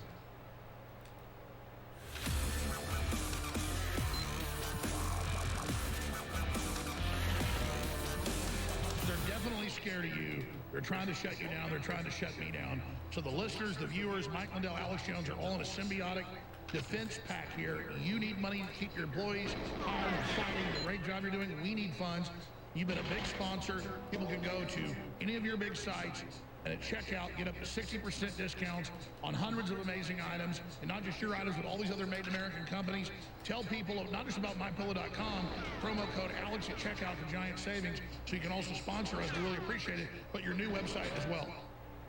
Yeah, at MyPillow.com, everybody, we put everything on there. When we were canceled, like Walmart, you can get the pillows for $19.88, the standard size, using that promo code Alex. The slippers there, $49.98. The sandals as low as $19.98. We passed all that savings on to you. We need the support right now of everything. There you have our towel sets, all these things that are on there. These are the MyPillow.com. Using that promo code Alex, you get the biggest discounts in the country. We have mattress systems now. I have my own mattresses I developed, 100% made in the USA. And the prices are 100% made in the USA, already incredible pricing, and it funds the info war. And you got a new site you've launched as well. Guys, this is what the FBI prevented me from by doing all that stuff, Mankato. I couldn't get to these entrepreneurs. This new site is mystore.com, everybody, and it is for entrepreneurs and USA-made products. Every good entrepreneur has a story. One of the things we went on there is this family-owned business, the My Coffee. This is the best coffee you will ever have in your life. And as you go down here, these are all entrepreneurs. You see, there's the coffee. You guys, it is the best coffee in history. This is nothing better. And you can get this as a family-owned business. They have fields in Honduras. It goes from the fields to the cup. They micromanage every part of this coffee. There's nothing better. Mystore.com. Get big discounts with promo code ALEX. That keeps us on air, keeps you fighting. You're the man in the arena. People ask us to fight tyranny. They ask men and women to stand up. We're doing it because we love liberty. We're not trying to be heroes, but we have a burning desire for liberty and justice. We don't want to be controlled or enslaved.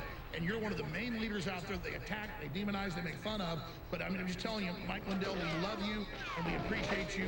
Mystore.com, mypillow.com, promo code Alex. That way we get some support as well. In closing, what else do you want to add? Well, you know, everybody, yes, we do need support. And my employees and all the entrepreneurs, really thank you. All these products, USA made on mystore.com. It's a safe platform. In lieu of Amazon, where your products get copied by China, or you go on Zuckerbuck's Facebook and they get copied all these places. It's a safe platform for these entrepreneurs and these USA-made products. Because I'll tell you what, everybody, your support out there of my store and my pillow, it enables me to go out there and keep putting tens of millions of dollars. I've got over $35 million into this fight. Oh, when the FBI asks why you're flying around, I've never seen so much energy. You're every couple of days, you're giving speeches, you're funding research, you're just all over the map. We're taking on Soros, the New World Order, folks. That's why you want us in the field. You want action. You want results. You're getting it with Mike Lindell and Alex Jones. Mystore.com, mystore.com, or mypillow.com, promo code Alex. Thank you all. God bless, and thank you, Alex, for having me on, and keep the faith.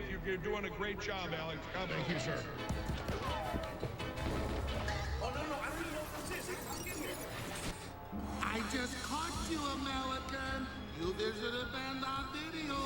Oh, Mark Zuckerberg and others angry at you. Do what CNN says and do not visit Band.on Video, or I have to hurt you. Kung flu. It comes from China. Leading a frontal assault on the lies of the New World Order, it's Alex Jones.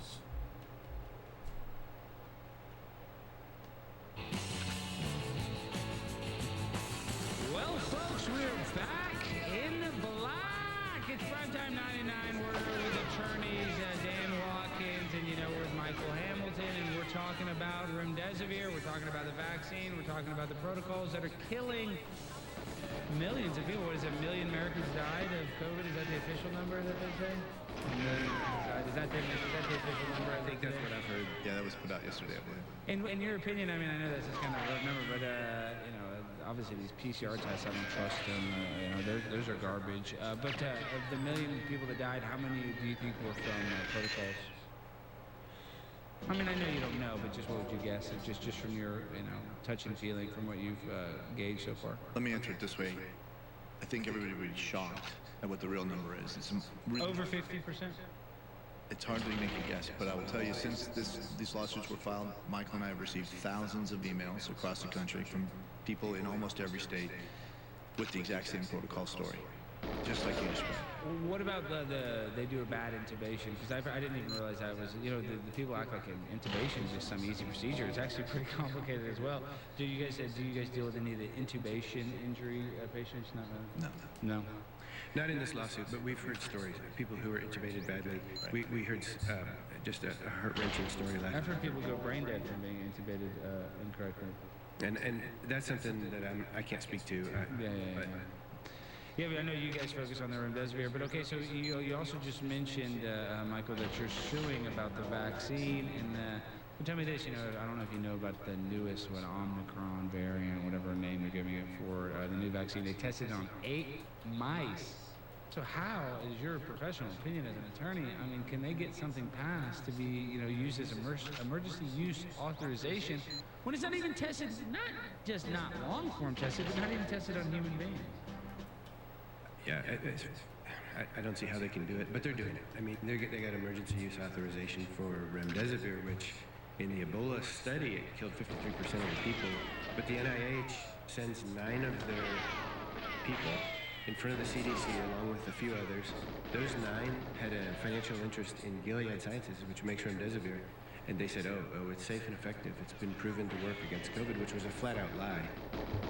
No, it doesn't work. No.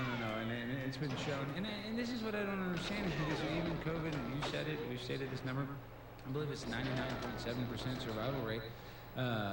For all ages, I think the average age of mortality is like 72.4, and I think the average age for all causes is like 71 or something. So it's like you actually live a little bit longer if you were to die of COVID, mathematically, if you can using that comparison. But I guess my whole point with that is that if they didn't do this protocol and there was just a virus going around with 99.7% survival rate, would a lot more people be alive, obviously? No question about it, yes. A lot more people will be alive. That's an easy answer. They're giving something with a mortality rate of over 53% to something that kills less than 1/2 of 1% of all the people who get infected with it. And do you think, Dan, when you get in front of a jury and you say all this and you have some class action lawsuit, you say, oh, well, they gave remdesivir, and you're going to say, oh, they purposely gave them remdesivir to kill them. Aren't the people in the jury going to say, who is this tinfoil hat guy on InfoWars? Why would they? Because people have what is called cognitive dissonance, where they think the people in power actually have their back, and in reality, they only have their own back. So how do you convince a jury that these doctors actually wanted to, maybe not knowingly, but indirectly kill people by proxy in order to make their sickness seem more dramatic? I don't know if that's exactly the angle we're going to take. But what I am seeing, and I mentioned earlier to you, we're representing thousands of people in California against the mandates. They were fired because they didn't want to have the vaccine taken. Mm-hmm. And what's coming out now is the failure of the vaccine to actually be a vaccine. It's not that. It doesn't stop transmissibility. We've heard that from Fauci and the CDC, and we know that, and people are hearing that. And so what we're seeing in resistance to that is the refusal to take the boosters. And we're seeing that in the healthcare industry. We're seeing that in the school districts. We're seeing that in the first responders that we represent across the country. And so the expectation is that that same type of information will become known as it relates to remdesivir. And when we get to the time of trial, which is probably 18 months away from now, we're hoping that the public information on remdesivir, its failures, the failure to give the proper information to the patient, the failure and in fact the intentional disregard of the patient's right to choose what they're going to do is obvious now to them. And we've seen that happen with the vaccine. We're hoping it happens with remdesivir, and it happens through exposure like this on this show, you, Alex Jones, and everybody who's being kind enough to put us out there so we can tell people. Because the more people that know, the more people that refuse, the more people that resist, the easier it will be for us to prove that. And Dan has a great website, declaretruth.us. You're going to be able to get more information about this, and as well as the GiveSendGo/remdesivir death if you guys want to support. We also want to do a call to action for any attorneys out there that want to get involved, that want to fight the good fight, that maybe were a victim to this or know somebody that was a victim to these murderous protocols. And you guys definitely please reach out to declaretruth.us, reach out to Dan. I want you guys to try to reach out to Michael, because we need to come together. That's the problem, and I talk about this all the time, is that we're fighting against not human beings. It's not human beings that we're fighting against. We're fighting against these multinational corporations like Gilead or Pfizer or, Moderna. And it's almost impossible to win. And I know you guys have more experience, 30 years, but I mean, can you beat Pfizer, Dan? Unified, we can. That's what I believe. Mm-hmm. That if everybody in America comes together and starts resisting when we see this type of protocol that goes against everything that we've understood as when we grew up in America, we have the right to choose what we're going to do with our own bodies as it relates to medical care, and that's being tossed aside. We have the right to say no to medical treatment because of our religious beliefs, and that's tossed aside. We have the right to bear arms, but that's tossed aside. When the establishment refuses to allow us those liberties, and everybody stands up against it, I think we can win. Yeah, I think the civil disobedience is really important, but it's hard for me to not get a little black-pilled because people, you know, where you just kind of get a little bit like nihilistic. You're like, you know, are they going to fight for themselves? But then you see the people losing their jobs, you see the service members in the Army Reserve, you know, getting kicked out. So, you know, for a vaccine, it doesn't even necessarily stop the spread of it. As a matter of fact, I think it gives you the virus, but, you know, let me put on the tinfoil hat. When I say that, they're going to get mad. But it just still makes me sick. This is the reality in which we live in, that there's doctors that are actually killing people and they don't feel any guilt whatsoever. And like, the guilt for me will it'll never go away. So it's a really bad situation, and I really appreciate you guys being on the front line and fighting this. And I know it's probably pretty thankless. You guys have to spend a lot of hours, a lot of litigation. It's a lot of like running around, a lot of squeezing, not a lot of juice right now, especially at the beginning of this trial. Yeah. Because you guys have to do so much pre-trial stuff before, and it's expensive. So I really appreciate you guys dedicating your time to this. And what's the last thing you want to leave us with, Michael? Alex, I want to come back just briefly to the Give, Send, Go address. I think I may have given it to you incorrectly in the beginning, but it's givesendgo.com/Fresno Remdesivir death. Okay. People are asking us, how can we help? Pray for us. You know, Dan and I, as Christ followers, we see that we're confronted with this great evil in our country. We believe that God is greater than that evil. We ask for prayer first. We ask for support second. It's an expensive lawsuit. These people can't afford the expense of a lawsuit like this.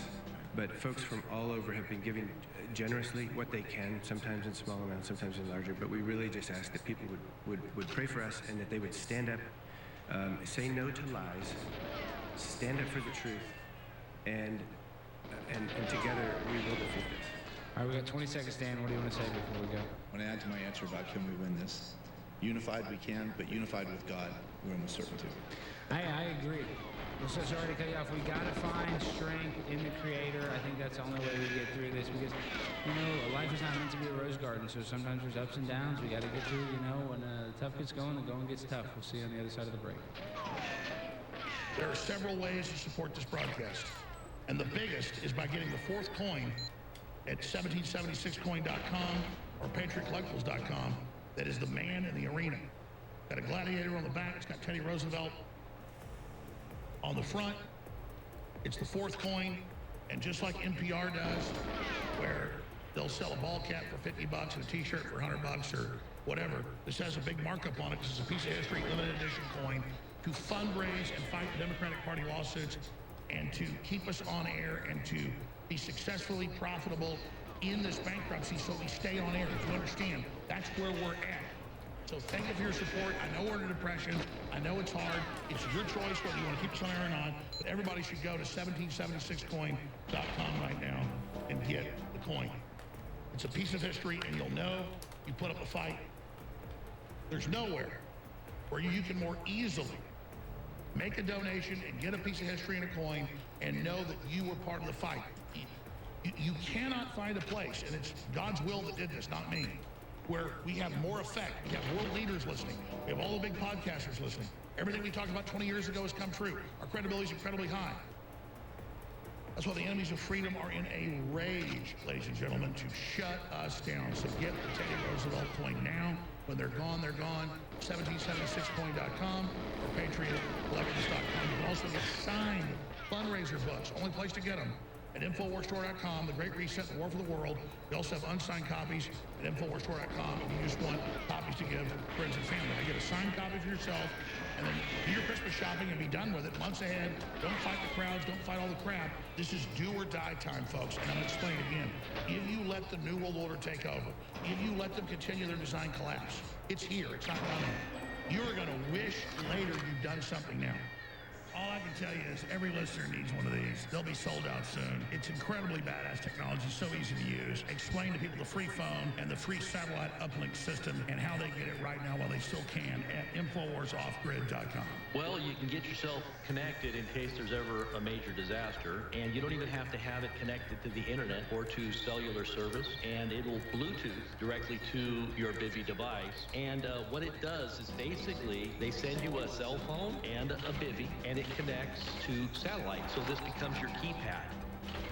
You can send messages directly through the bivvy to a satellite. So in any kind of, disaster, or God forbid we get hacked, like a solar wind hack, you know how that went a while back. Well, what's exciting is you guys have satellite phones right now. People want them, InfoWarsOffTheGrid.com. But this system takes any system and makes it untraceable. They don't know where you are, and you can send messages. This is the future.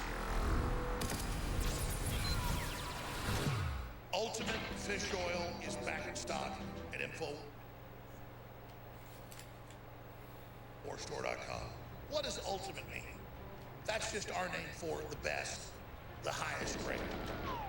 What this concentrated anchovy oil, pure Arctic krill oil, and high-quality wild-caught salmon oil does for your brain, your heart, your cardiovascular system, and for your entire body's functions is insane.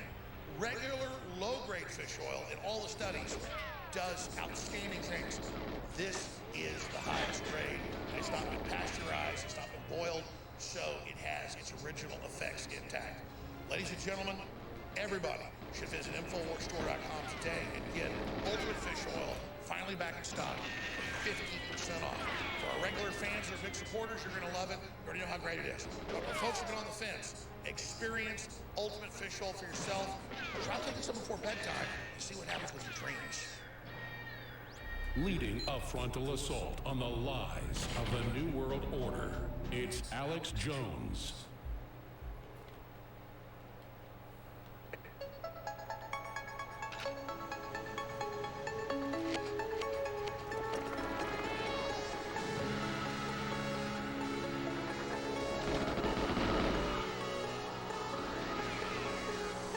InfoWars, the most banned network in the world. Unfortunately, such hate-fueled violence and threats are not new to America. There's a through line of hate. From massacres of indigenous people to the original sin of slavery, the terror of the Klan, anti-immigration, violence against the Irish, Italians, Chinese, Mexicans. So many others lace through our history. There's a through line of violence against religious groups, anti-Semitic, anti-Catholic, anti-Mormon, anti-Muslim, anti-Hindu, anti-Sikh. Look, folks, that through line of hate never fully goes away. There's a thorough line of hate through all of American history. In Biden's full speech, it's posted at InfoWars.com, he demonizes the very heart and soul of our republic. The United States was one of the first countries to ban slavery after England did. England fought wars all over the planet to end slavery, something that Great Britain did that was amazing. That's part of history. The only places slavery happened after that were areas of Asia, Africa, and Latin America. But you don't see massive demonization of those countries. You see demonization of the West. We are told that whites and Europeans are the most evil, and that the UK is evil, and that people in the United States are evil. It's absolutely preposterous, and they know it. If you see the movie Revenant with Leonardo DiCaprio, it's excellent. It's based on a true story. In fact, I read a book about it, and it was historical documents at the time that confirmed that whole story's true, and even more. The second half of that movie that they never made is even more insane, and he finally, the guy that Leonardo DiCaprio plays, gets killed by Native Americans. And it just shows how Native Americans would come to you and say, if you don't help us kill this other tribe, we're going to kill you. And then other white settlers would come and say, if you don't help us Native Americans, we'll kill you. Whites and Native Americans act just the same. We're all human beings. We all get in gangs, we all do bad things, we all do good things. And the idea of original sin, that white people are inherently bad, that we're seeing come out of the Pentagon and universities, is meant to create a guilt to make the American people the bad guys and to drive a wedge. And as viewers and listeners, you know and understand that that is what they're doing. But that's why it's up to us to not get baited into the racism and to transcend above it and to reach out to all these communities and let them know that this is a mass manipulation. And the good news is why the Democrats are panicking. They're also panicking in Europe. Polls in the U.S. and Europe all show that even third world populations they brought in are waking up very quickly and voting as soon as they're citizens up to a third or a half for populists or conservatives or nationalists, because they understand that the globalists are playing us off against each other. That's why Trump got double the Hispanic votes and double the black votes of any Republican in history, because that lie is starting to break down, and people understand it's the Democrats that are the human smugglers. It's the Democrats that are the globalists. It's the Democrats that are part of the Great Reset. Now, we're going to get back to Alex Stein in a live show today, the amazing job he's doing. I really appreciate him being here with all the amazing guests and information he's got coming up in the next few hours. But I wanted to just encourage viewers and listeners to understand something. InfoWars needs your help to stay on here. InfoWars is barely staying afloat right now, and that's why the corporate media lies. It says we have hundreds of millions of dollars. That is a lie. That is a fraud. We are completely maxed out. We're having bigger effects and are under greater attack than ever because we are exposing the world together. So please visit InfoWarsStore.com right now and help keep the most powerful independent media on earth in attack formation. InfoWarsStore.com has amazing sales that are running for just a week or so more. The Trifecta Immune Supercharger with DNA Force Plus, super strong, high quality vitamin C and zinc, and then the D3 gummies that are super high quality with the calcium for your immune system. Oh my gosh, what's up, what's up, what's up? Should be getting beefed up with these things for your immune system and more. They're 50% off together, 40% off individually at InfoWarsStore.com for a limited time as well. We've shipped out all the previous signed books. We're doing one more run that are in stock right now of signed books at InfoWarsStore.com. You can buy the regular book unsigned for the regular price. Appreciate the support. If you want to be an individual really in the fight, keeping us on air, please go to InfoWarsStore.com and get the signed book of The Great Reset and The War for the World. And finally, exclusively at 1776coin.com. We have the other fundraiser coin, the Teddy Roosevelt Man in the Arena coin, and the markup there is, again, a fundraiser to keep us on air. Please come through. I know we're in a depression. I know stuff's falling apart. We told you this was coming, and my biggest worry was getting supplies in to get funds in before the real depression hit. Well, we barely got the supplies in finally. Some products sold out for a year, and then now things are falling apart. So every time we make it through one challenge, a new challenge arrives, but we're not going to give up. We're going to keep fighting. So back to Alex Stein on live broadcast. Again, please take action. Please keep fighting. Please keep us in the fight. InfoWarsStore.com, and God bless and good luck. Wow, Alex Jones giving me a shout out. Primetime 99. I gotta say, you know, my ego makes me feel so good. Just Alex Jones saying my name. I can't even get into the next guest. All right, but with that, I want to bring him on. He's the CEO of X Strategies. He's an arch nemesis for one of my arch nemesis, Dan Crenshaw, and he's the one and only Alex Brusiewicz. Alex, welcome to the show. How are you doing, my friend? Good, well, man. How you doing? I'm doing good. Okay, so I want to bring you on. I know you haven't been on InfoWars. This is the most banned media company on the face of the earth. So now you might get canceled, Alex. I hope Dan Crenshaw, when he sees this, they're going to say, oh, those conspiracy tinfoil hat wearing people. We had weapons of mass destruction. I feel like I'm lie. Okay, but why do you have beef with Dan Crenshaw? And I know you're the guest. Let me let you talk. But for me, it wasn't just the kicking service members out when getting vaccinated. And it wasn't just for his, globalist policies. But for me, he just sucks. He's just unfunny and lame, and I don't even think he needs to wear the eye patch. Okay, go ahead. Why does Dan Crenshaw stink? Well, I'm a big believer in the America First agenda and a big defender of MAGA Republican. And, after the 2020 election, the contrast between the MAGA Republicans and the rhinos couldn't be more clear. Tens of millions of Americans had questions about what took place in the election, and the MAGA Republicans said, I hear your concerns, I hear your questions, I want to do the best of my ability to answer your questions. I'm going to fight for transparency, I'm going to fight for election integrity. But then there was this wing of the Republican Party, the Rhino wing, led by Mitt Romney and Liz Cheney, that said, we don't care about what took place in 2020. Trump is bad, MAGA Republicans suck, and so we're going to move in a different direction. And Dan Crenshaw, who used to be part of the MAGA Republican wing, decided to stand with Liz Cheney, decided to stand with Mitt Romney, and said that even if there is voter fraud, we're not going to look into it, we're going to move forward.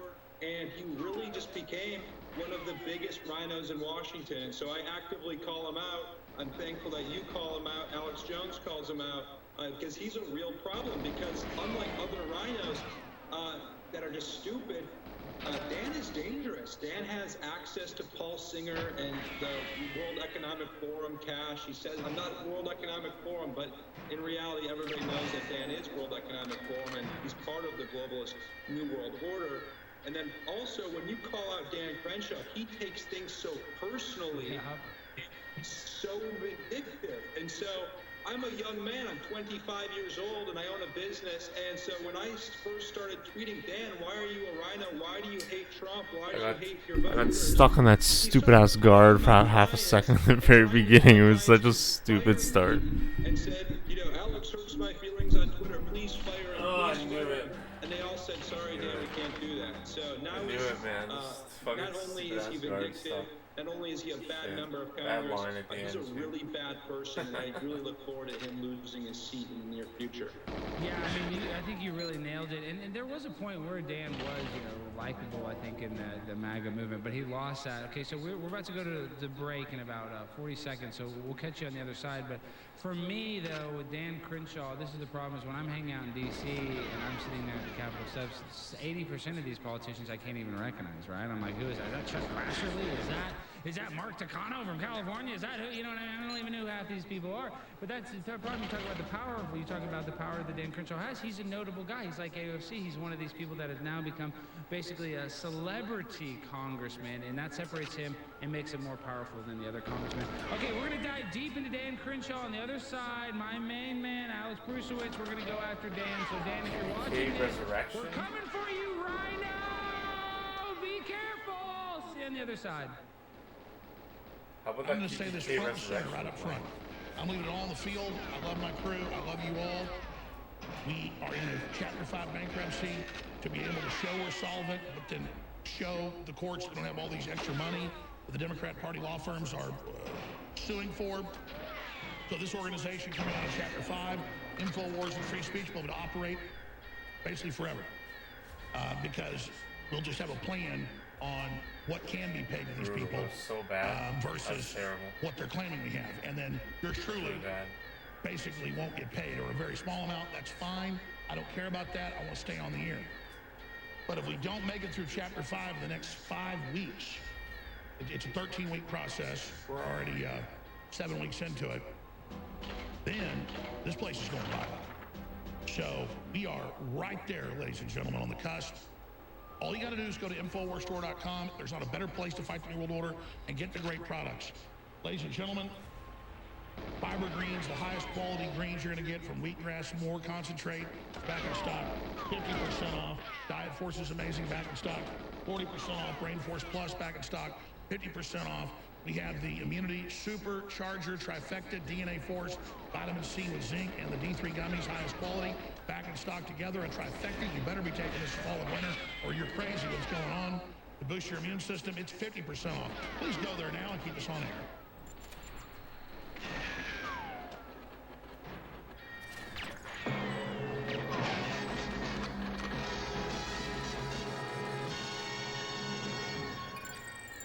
Nick in Oklahoma. Nick, go ahead.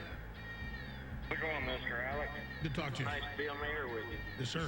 So I had something brought to my attention yesterday, the potential of strikes going on with certain shipping companies, FedEx, UPS, and then as soon as I did that, as soon as I got that notification, I jump on your website and yesterday evening and I see where the trains are going from strike. So my thing about this is look at all of the refinery plants that have been, all these accidents at these refinery plants. The line blowing up down in Louisiana. Power plants are blowing up, they're cutting off pipelines, they're banning new drilling permits, all the hundreds of food processing plants are blowing up.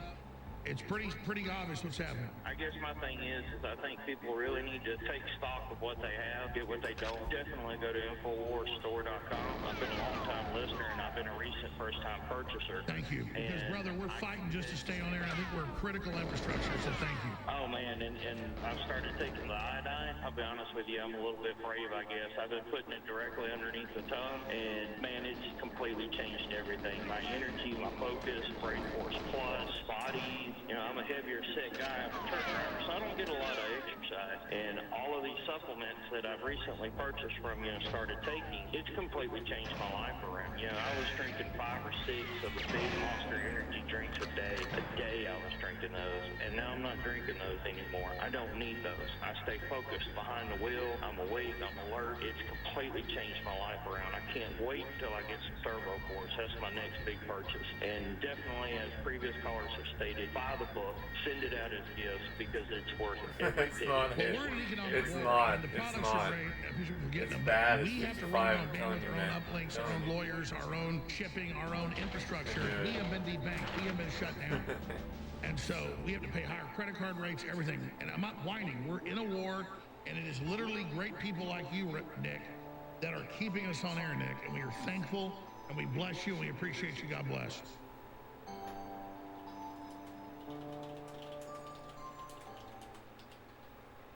Leading a frontal assault on the lies of the New World Order, it's Alex Jones.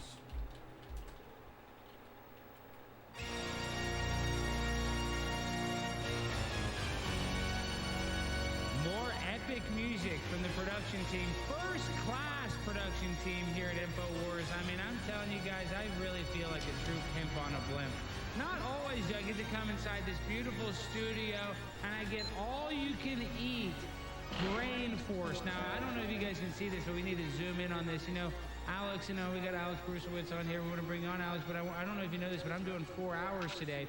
And this is a little secret that a lot of broadcasters don't want you to know because, my biological father, Tucker Carlson, he is not giving me a lot of pointers, Alex. I've had to learn this stuff on my own, on the streets, as they say. And let me tell you something. You take a little bit of this brain force, you this, because I don't have a brain. I'm like the Scarecrow from Wizard of Oz. But I put this in there. Wow. InfoWarsStore.com. Now my brain is working. Now I can function. So, Alex, welcome to the show. Do you have problems getting an erection? Because we can help you fix that if you do. I'm not impotent like. Well, so you haven't been vaccinated because listen, I got vaccinated to protect my family members and protect my grandmother, and now I haven't gotten an erection ever since the Moderna. So that's neither here nor there. That's conspiracy. Do not let this go out to the regular airways. It is safe and effective, even though almonds are not safe and effective for 7 billion people, even though peanuts are not safe and effective for 7 billion people, and even though shellfish, your favorite shrimp, lobster, langosta, whatever you want to call it, that is not safe and effective for 7 billion people. But the Fauci ouchie is safe and effective for every human being. It doesn't matter if you have allergies, you're not going to be allergic to this, according to the man, the myth, the legend, Dr. Fauci. Okay, back to our guest. Alex, welcome to the show. Sorry, we got to pay the bills, and this is how we pay the bills here at InfoWarsStore.com. Alex, how, as a young man like you, 25, how have you made such a headway in this political sphere? Because I'll be honest, I'm kind of apolitical, almost anti-political, but people like you that are young, that are in the scene, that are doing good work, I really applaud you because when I was 25, I was a drunk mess. I was an idiot, you know what I mean? I was, barely, could tie my shoes. So how did you get motivated to go and make a change in this political sphere, Alex? Well, I started my company in 2016, 2017, shortly after President Trump was inaugurated. And, I used social media. Back then, social media was free, fair, and everybody could access it. In the glory days, Alex Jones was on there and had almost 1 million followers on Twitter. And then what happened to him was horrible. And it started happening to it happened to him, it happened to Loomer, it happened to a lot of my favorite social media accounts. I started getting banned. I'm still up and running, but I had to diversify the platforms that I use. But Twitter has really been an amazing platform for my business because it's the only platform that you can tag really anybody in the world and there's a chance that they react. And a lot of these thin-skinned politicians, they react to everything that gets thrown their way on social media. As you know, Alex, you simply at them on Twitter, you say how horrible they are, and the smart ones, they ignore it, but the ones who are with such fragile egos and are very insecure, they have to react. And so, a lot of the controversy actually, helps me. Dan Crenshaw, when he acknowledges me on social media, when he takes time out of his day, he's a congressman, he represents 750,000 Americans, but when people like him take time out of their day to attack me or attack you, that puts us on the same level. And so, if a 25-year-old can get under the skin of a congressman, imagine what the Chinese Communist Party or Well, speaking of the Chinese Communist Party, no, I ran into Eric Swalwell and I asked him about Fang Fang, his Chinese spy girlfriend, and of course, he did, but he kept his head down. He did the game plan like you're supposed to do. You're supposed to ignore the troll. You're not supposed to feed it. You don't want to get in the mud with a pig like me. But Dan Crenshaw, I mean, I'm almost feeling guilty. It's like he's low-hanging fruit. I mean, I'm just keep on attacking him. Why does he come in the mud with pigs like us? I mean, shouldn't he have some sort of diplomacy as a congressman? But he has none, and why is that? I think that Dan Crenshaw should release a medical report. I think that he has severe. I'm not joking, and I wish him well if that's the case. But it's clear as day that he's not well functioning up there. He votes poorly. He makes really bad decisions. I think he's got a drinking problem as well. But he lashes out. He lashes out online. He sends people threatening and menacing texts as early as 2 in the morning, as late as 2 in the morning. And so, the guy's got serious problems. I do believe he's mentally unfit to be a member of Congress. And so I challenge him, please release your medical reports. Please release a brain scan to make sure that he is mentally fit. But Joe Biden being unfit, which he is, but I think that we have members of Congress who also have brain damage and brain problems who should not be in positions of power, and Dan's one of them.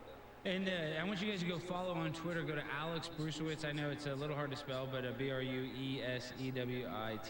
I want everybody to go follow him because this is, like I said, it's just so great to watch your work going after Dan. But I'll be honest, I gotta stop saying I'll be honest, but after this weekend, I got in Swalwell's face. I basically had Dan Crenshaw have a meltdown publicly, and everybody's like, "Oh, Alex, you're doing great work. Good job." Alex Jones says, "Come host my show." Everybody's all happy. It means nothing without AOC! It means nothing without my big booty Latina! I could get 10,000 Dan Crenshaw trolls, and it wouldn't be equal to one big booty Latina interaction with AOC. But okay, my opinion is, I know you hate Dan. Is Dan dumber than AOC? I feel like AOC might be smarter than Dan Crenshaw. I think you're right about that. And I've been praying for your relationship with AOC over the last. I think you guys make a wonderful couple, and you guys should procreate. I think you guys would have amazing babies. But I do think that Dan is actually one of the dumbest members of Congress that we have. He thinks he's smart, but he's very slow. And also he's very insecure. You can tell by who he staffs in his office. Dan's a little guy, which your video shows. You're a tall 6'4" man, hence why AFC's in love with you. But Dan's a little guy, but if you look at his office, all of his staffers are 5'3" and under. And I don't have anything against short people, okay? I'm not short phobic. I think short people provide, things to our society. But Dan is so insecure that he has to have little people work for him because he can't be the shortest guy in his office. And so it's really been a fascinating 9 months for me, learning all these different things about Dan, how he ticks. You really came on the spot and came on the scene just a couple of months ago, and he already hates your guts. So you're doing something right. I'm proud of you. Well, I appreciate that. And you know who I've become friends with, and I'm so blessed to even call her a friend, is Marjorie Taylor Greene. And Congresswoman Greene, the reason why I like her too is, although her and I don't agree on every single political issue by any means, actually her and I kind of disagree on some big stuff, but she's down to earth.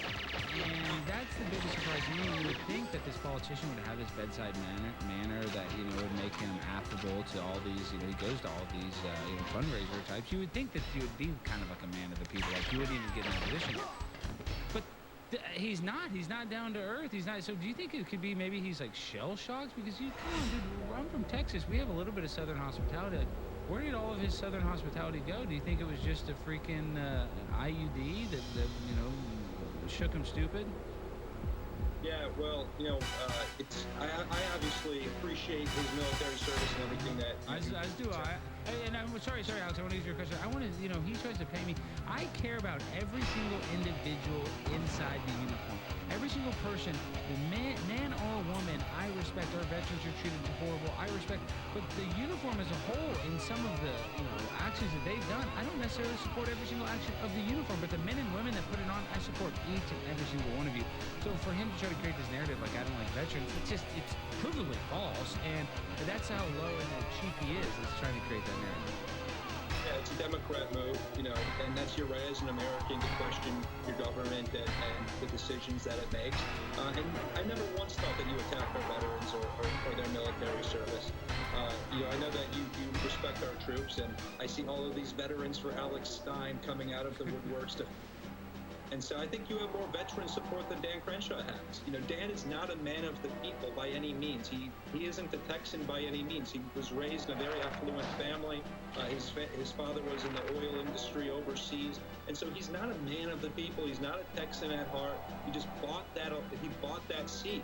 You know, he likes to mingle with the likes of Bill Barr and other swamp creatures. He has a fundraiser with Bill Barr tonight, but he doesn't care about the constituents. He wants to play the DC game. He wants all of the swamp, you know, money and the Halliburtons and the Boeings and all. Paul Singer, you brought up Marjorie Taylor Greene. You know, Marjorie Taylor Greene was very critical of Dan Crenshaw, and Singer, at the time, he owned the biggest equity portion in Twitter, and all of a sudden, Marjorie gets banned from Twitter shortly after she starts publicizing Dan Crenshaw. Is that a coincidence? I don't know. But, you know, he does not care about the constituents because he cares about the DC game too much. He wants Bill Barr's money. He wants the swamp money. And it's wrong because his district, I just spoke there, they're great people. They're patriotic Americans. They love God and they love our country, and they deserve better representation. You said it best. All right, guys. Alex Brusiewicz, go follow him on Twitter. Thank you for being a guest. Talk to you soon. The best-selling book in America last week was The Great Reset and the War for the World, written by Alex Jones. Jones sold more than 56,000 copies of his book last week. But the New York Times lied about that because the New York Times doesn't want you to know that. The New York Times wants you to believe that Alex Jones is more discredited than the New York Times, the paper that started the Iraq War by lying about weapons of mass destruction and got 1 million people killed. So they lied about his book. The Great Reset and the War for the World, the historic book that lays out the plans of the Great Reset Death Star and exposes the New World Order's plans for global enslavement. Now, #1, with hundreds of 5-star reviews. Check out this review from a former leftist skeptic who had their foundation rocked to the core by this book. Firstly, it's excellently sourced. There's footnotes and references. I cross-checked almost every single one of these claims, and everything is 100% verifiable and well-documented fact. Secondly, it's a short and easy read. I devoured it because it was so compelling, well-written, and horrifying. Lastly, this book changed my perspective on life and our current reality. It just absolutely destroyed my foundation for what and why I believed things were taking place, and has left me politically homeless. If you're on the left, you need to read this book. Just do it so you can try to prove it wrong, if nothing else. Believe me, I tried and failed miserably because it's all true. Get your copy now at Amazon.com to keep the book at #1 and InfoWarsStore.com to help keep InfoWars on the air. The Great Reset and the War for the World by Alex Jones. Now, #1 in the world.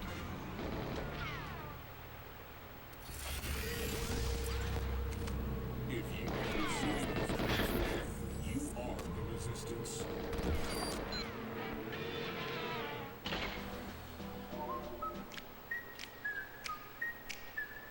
That's the kind of music I like. A little more upbeat, a little happier. We're trying to get the high vibrational energy going in the studio. It's Primetime 99, filling in for the king himself, Alex Jones. I'm doing my best, but obviously I'm no AJ, maybe one day. But with all that being said, I have a very lovely guest, one of the most lovely men. I don't know, can I say that? Is that homosexual? I don't know. To call you a lovely man, you are a lovely man. If that's homosexual, then I'm gay, and that's okay. The one, the only Dr. Ben Tapper, my friend Ben. Welcome to InfoWars. I don't know if you've ever been on the program, but I know some of the work that Ben has done with exposing the vaccine and just exposing, you know, all of this pseudoscience that Big Pharma and the medical industrial complex uses against us. You call that out, and you've been censored like crazy. So I just want to say, not just as a personal friend, welcome to the show, and thank you for all the work that you're doing exposing all this. Well, Primetime 99, thanks for having me on InfoWars, my friend. I was a little taken back to see that you're hosting this InfoWars today, man. I'm so glad to be and honored to be on this show with you, my friend. Okay, we don't have to kiss each other's butt, but no, it's great. That's great. Okay, yeah, Alex is.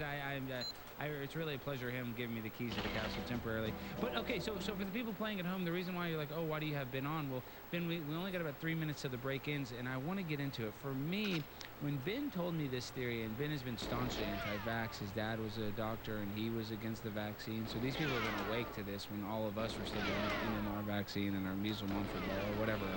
We were all getting our polio vaccine while his family was smart, but Ben had a theory that the reason why there was an increase in all of the gender dysphoria in young children is because when we give kids or babies vaccines, these vaccines are cultured on what is called aborted fetal cells. And there's multiple lines of these aborted fetal cells. There's a male line and there's a female line. So what Ben theorizes, and correct me if I'm wrong, that when we're giving these epigenetics, we're giving them basically a different DNA strand of a female into a developing male, that this, because the brain is in such a fast maturation, that this has some sort of long-lasting effects, maybe later on in life, causing the gender dysphoria. Now, did I say that theory correctly? Please correct me.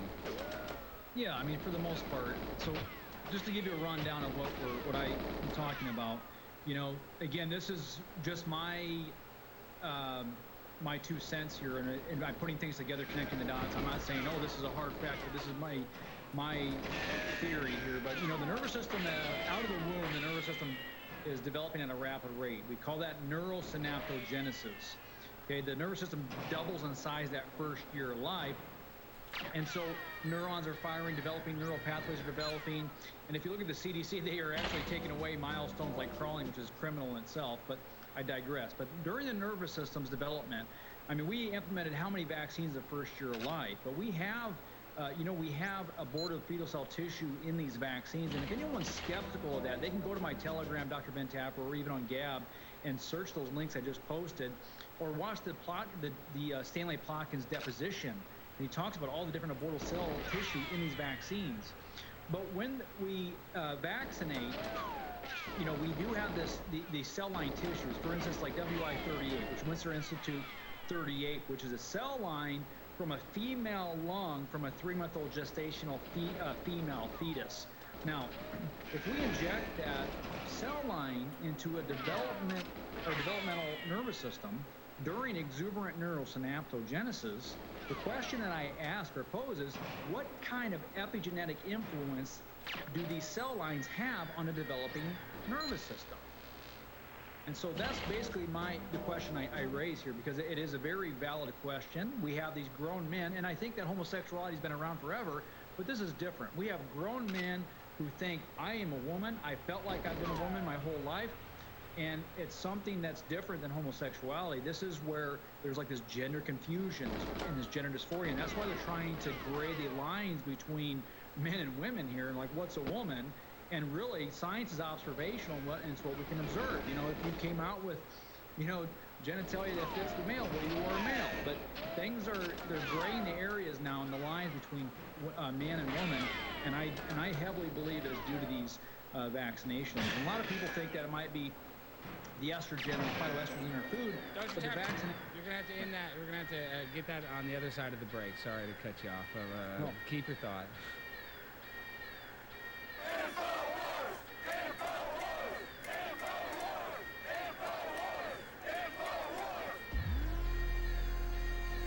Speaking of InfoWars, I brought you a gift. I just got it today. Oh my. The #1 selling book on planet Earth, but the New York Times said it's not. Right. Apparently it's like, I'm glad my mother's dead is the #1 book. Not The Great Reset and the War for the World by Alex Jones, signed.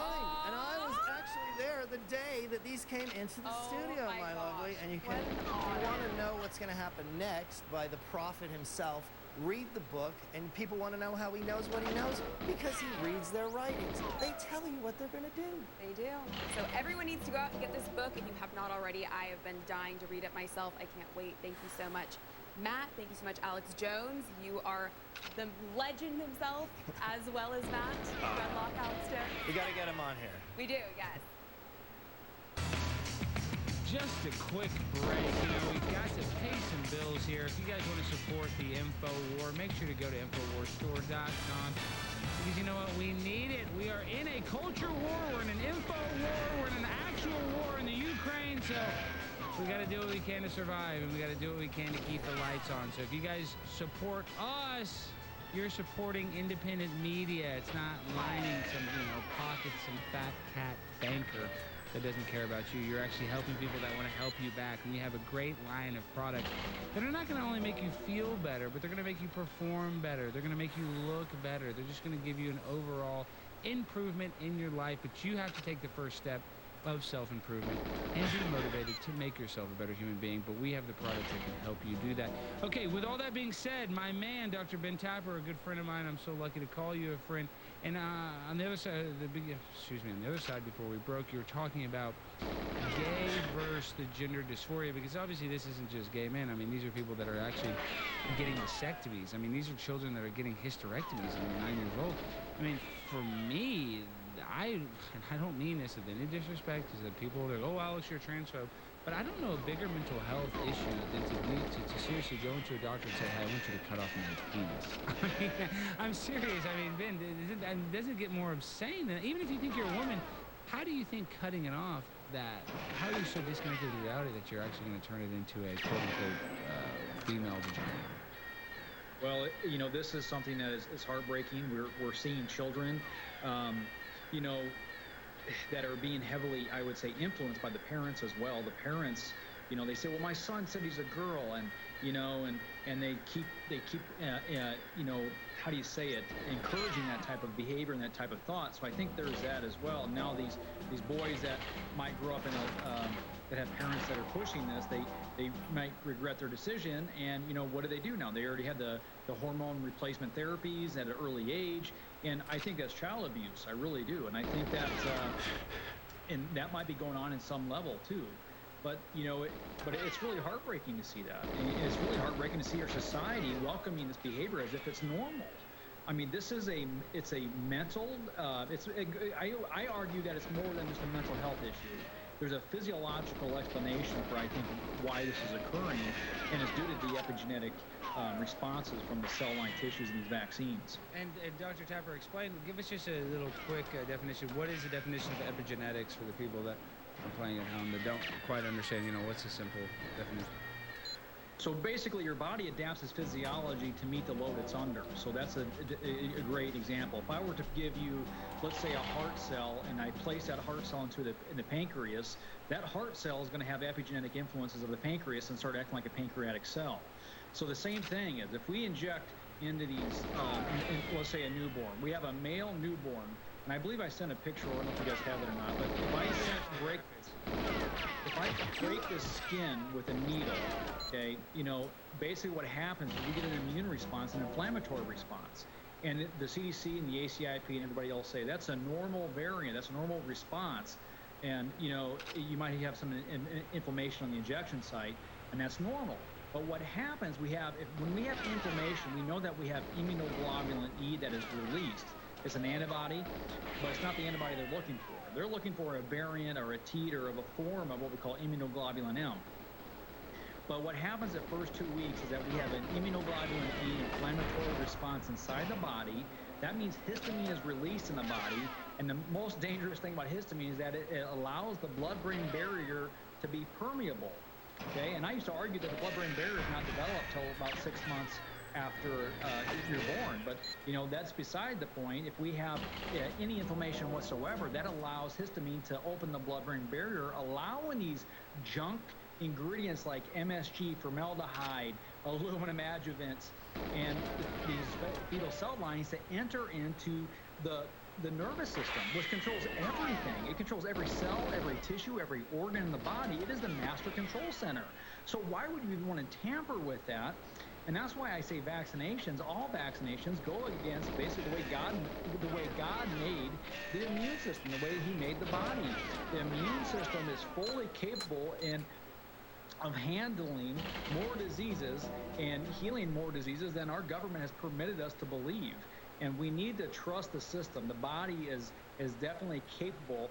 It doesn't need help. It just needs no interference. Yeah, and they say correlation doesn't necessarily equal causation, but when you look at I think it was Vax, Del Bigtree's, one of his monumental documentary got kicked out of Sundance, or or I forget which film festival. That's what, I originally watched it, and they even talk about the schedule of the MMR vaccine, the measles, mumps, rubella, wouldn't give autism, or there'd be, very low cases of autism occurring if they did the vaccine separately, but they still recommended doing it together at supposedly too young of an age. So we're not just talking about the gender dysphoria. What about the autism in young kids caused by the vaccine? I mean, when the rates are alarming.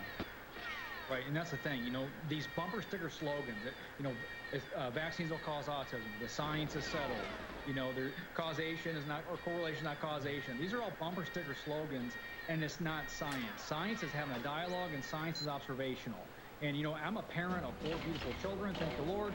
And, there's an intuition, a parent's intuition, and there's a mother's intuition.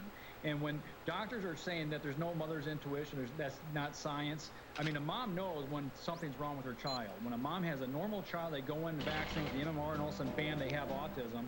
And the doctor's like, oh, they were genetically predisposed to that, or they're genetically inclined to have autism.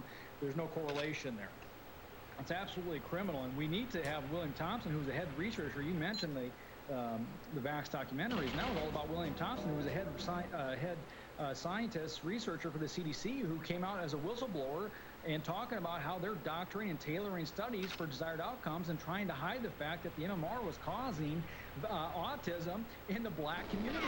I mean, Black Lives Matter, right? Well, what about that? Well, let's get the information out there and talk about how they're targeting black children. And that's a real thing. And and if you look at the vaccine courts, I always talk about the vaccine courts. All the cases that they awarded in the vaccine court system is that they might have encephalitis on there, and they're not allowed to talk about autism. They don't mention the word. And I always raise the question: well, how many of these kids that have encephalitis also get the diagnosis of autism? See, autism is just a word, but if you break down the word encephalitis, you can talk about, well, it's inflammation in the brain. But autism is just a word, and that's why I don't like naming symptomatology, because the big pharma creates an entity out of it, and then they monopolize on it. But going back to the bumper sticker slogan, science is having a dialogue, science is observational. And when a parent witnesses their child develop autism after vaccination, that's observational science right there. And I hate to say it, but they trusted the doctors, and we're gaslighting these poor parents.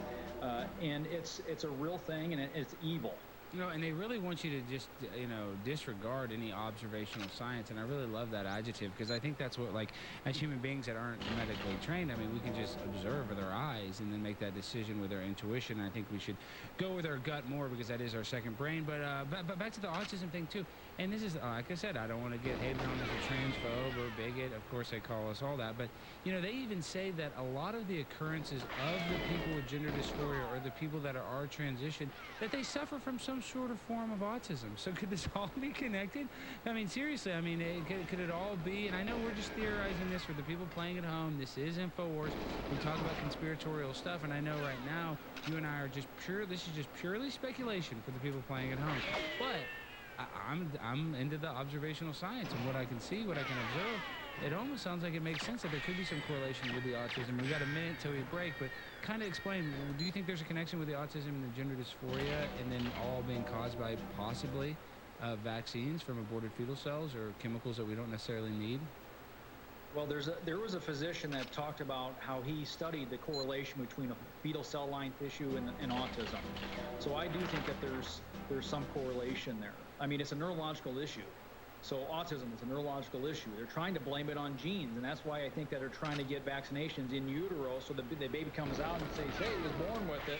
And it's a congenital thing. It's a genetic defect. It's not epigenetic. Epigenetic means that there's a cause. There's a toxicity or deficiency that's causing the issue. genetic issues like cystic fibrosis or Down syndrome are blamed on genes. But I believe autism is an epigenetic issue, and I do think that there might be a correlation there with the gender dysphoria. I'm not going to say that's not, but in some cases, I absolutely think it would be a correlation. Wow. All right. Well, we're about to take a break, and on the other side of the break, we're going to talk about that in utero vaccination. Can you imagine that? These people are sick. They want to stick a needle in every single part of their body, even inside of a woman's vagina. They don't even care. No holds bars for these people. They'll vaccinate you anywhere. All right. We'll see you on the other side of it. Just how dishonest is the New York Times? It's really a philosophical question. It's hard to answer directly. Let's see. How drunk was the guy you saw passed out in the men's room at a Packers game? How angry is Hillary Clinton at her husband? Well, the answer in all cases is very, extremely. So thoroughly and so totally that it's hard to put into words. So instead of describing the dishonesty of the New York Times with conventional adjectives, we'll give you a specific example, because we think it tells you more. So last week, the paper told us that the best-selling book in the United States was a title called I'm Glad My Mom Died by a child actress called Jeanette McCurdy. But that was not true. That book was not the best-selling book in America. In fact, the best-selling book in America last week was The Great Reset and the War for the World, written by Alex Jones. Jones sold more than 56,000 copies of his book last week. Jeanette McCurdy, whatever her merits, we have no idea, sold 34,686 copies of her book. So Alex Jones sold a lot more books. Alex Jones had the biggest book in the country, but the New York Times lied about that because the New York Times doesn't want you to know that. The New York Times wants you to believe that Alex Jones is more discredited than the New York Times, the paper that started the Iraq War by lying about weapons of mass destruction and got 1 million people killed. But Alex Jones is worse. He's a mental patient. No one listens to him. So they lied about his book. What else are they lying about? You wonder. Since you mentioned The Great Reset and the War for the World that you champion, and I really appreciate you reading it, it was easy to write. It's their quotes, it's their battle plan. What if people would have read Mein Kampf that Hitler wrote? Everything he said in the book, he did. Well, this is their Mein Kampf. This is their admissions right here. This is their confessions. That's why I call it the blueprint to the Death Star. No, listen, here's the beauty of the book.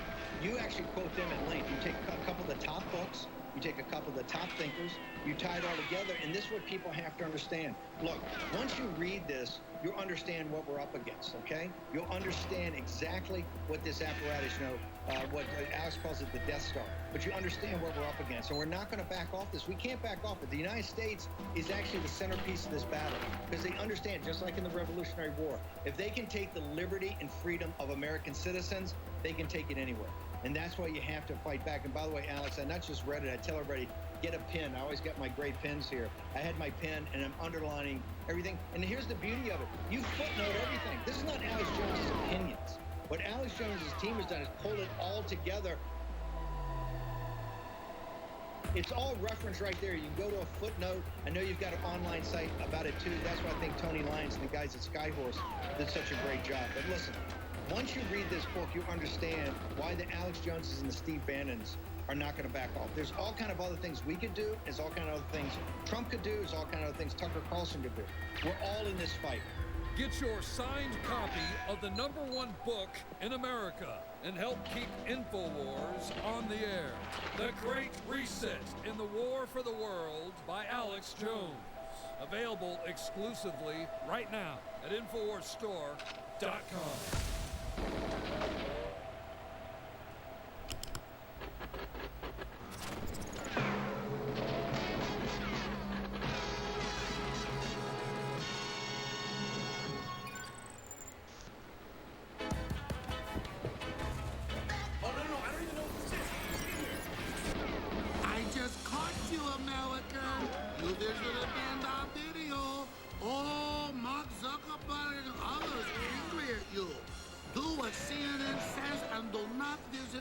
Video, or I have to hurt you.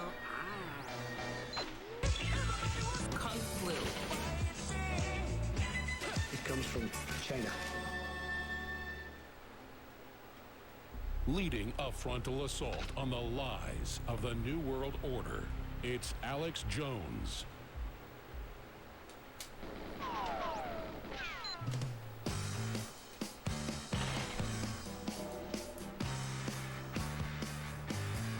This is some fighting music, Ben. I got this music, now I want to go punch somebody in the face, you know? I'm on the grind all the time, and they got it jamming like that. They got the classic rock. I hear the drums pounding. I want to pound somebody's face. I'm kidding. I am anti-conflict. We don't want to be punching anybody. That's bad. That's barbaric. I'm not a barbarian, even though I am a barbarian. Speaking of barbarians, okay, real quick, we were talking about serious stuff, and we're talking about speculation, but Ben and I, we recently met, and the reason why I remember I found Ben is you had gone viral at the beginning of the pandemic, speaking at public meetings about, you know, the protocols and, you know, the vaccine, yada, yada, yada, you know, basically just Obviousville for anybody paying attention. And that's how I found you, but then ended up speaking at an event. And there's only so many subjects we can speak on. Became best friends. Yeah, we became best friends, you know, it's like, it was insane. But one of the things, and this is the people, once again, guys, tinfoil hat time. What do you think about old, and I love this, and I'm not talking about, even though it's football season, I'm not talking about the New York Giants. What do you think about those old guys called Nephilim? You know, what do you think about that, Dr. Tapper? Because I know you're a big Christian, I know you're a big Bible believer, and we don't have to get too hairy because I know you're a professional doctor, so, and I know this is a very popular show, so you might not want to say anything too conspiratorial. But I do believe this. For the people playing at home, I believe that at one point there was huge human beings here. I know they're going to say, oh, well, what are you talking about? And, yeah, I just don't believe our story of our origin is correct. But, okay, so tell me, you know, without going too hairy, because I do want to get back into the sudden adult death syndrome, and I want to get back into the public meetings. But I would be mad at myself if I didn't talk about what's the deal with giants, Dr. Tapper? There are giant mounds all over the United States. There are giant bones, and they all lead to the Smithsonian. And I believe that all secrets lead to Rome as well. You know, but you know, there's just a lot. I believe in the Bible. I believe the Bible to be true. I mean, Goliath was a giant. He didn't have acromegaly or giantism. I mean, if you look at acromegaly and giantism, you know, they can barely even move around. But Goliath was a giant champion of war, and his armor weighed like what, 100-something pounds. The head of his spear was 15 pounds. I mean, that's crazy. I can barely throw a 15-pound bowling ball 15 miles an hour down and have to roll the darn thing. And that was the head of his javelin. His spear was 15 pounds. You know, and if you look at the Roman cubit, it's from the elbow to the index finger, and that's about 18 or 19 inches, I believe. And the Bible says he was 6.5 cubits, I believe, and that pegs him, I think, 9 to 11 feet tall. I mean, look at John Middleton. It's in England, and he died in 1623, and his tombstone stated that he was 9 feet 3 inches tall. Look at that, it's John Middleton. But we hear that Robert Wadlow was the tallest man at 8'1" or 8'3". I mean, John Middleton was also like I think the sheriff's right-hand man in England. And there's documentation to prove that. So I believe that, you know, we are not being told the whole story on the vaccine issue and Big Pharma, and they're censoring things. And that's why I say this whole thing is a spiritual battle. I think that this whole thing is spiritual and psychological warfare. I believe the whole vaccine is, they painted this vaccine as this golden calf. I mean, if you look at the ACIP for the CDC, you know, in the vaccine summit of 2019, they had all the talking heads, and they said, you know, they took out in God we trust, and they put in vaccines we trust. And then in El Salvador, they covered Jesus, the statue, and they said vaccine saves. And that's why I said this whole thing is a spiritual warfare and spiritual psychological warfare. But, you know, and I love the giants. I love talking about it, because the Bible says no one's going to enter heaven unless they have a childlike faith. And the giants, for me, like, it almost gives me that, like, childlike faith, like this awe and wonder of giants, you know? And so I think well, no, and I want to just sorry to cut you off, but I also do believe too. It's like I believe that there was probably these huge giants, and this is just me speculating. And they say that these angels came down, and I believe they, you know, had sex with the giants, and that's kind of how we got here. And it does feel like we are the autistic offspring of something great. You know what I mean? Like, because what it separates us from a monkey, from a human. I know there's a lot. I don't believe we evolved from pond scum, but I'm saying we're not that far from a monkey at the same time. You know? Right. That's exactly right. And so I'm a big, I love Institute of Creation Research. I'm going to give them a plug. They're some of the most brilliant-minded people of our time. Okay, and I get their catalogs, you know, and I love the articles that they put out. And you know, there is no, evolution is taught in schools. It's indoctrinated in our school system that if it's sound science, again, it's not sound science. We're not teaching our children sound science. Sound science is observational. We need to humble ourselves and then realize it's all observational. And, I love, too, like this. There's the plant hopper nymph. I don't know if you've heard of that bug, but it's a really fascinating bug. I'm just going to zoom in. Right, that's on my Instagram. But there's a bug there. But, we know if we looked at gears, you'd say, oh, that's been created. That's been designed by man. Well, if you look at the pelvis of this bug, the plant hopper nymph, that's the pelvis of a plant hopper nymph. And you would say, well, those are gears. Those are created and designed. Do you think that happened by accident? I mean, what is the mathematical probability of that being just happened by chance? I mean, there's an intelligent design in all of us. There's an innate intelligence inside all living matter. And, and that's that innate intelligence inside the body, telling our hearts to beat, our lungs to breathe, our cells to communicate. And in my profession, our goal is to optimize that as much as we can.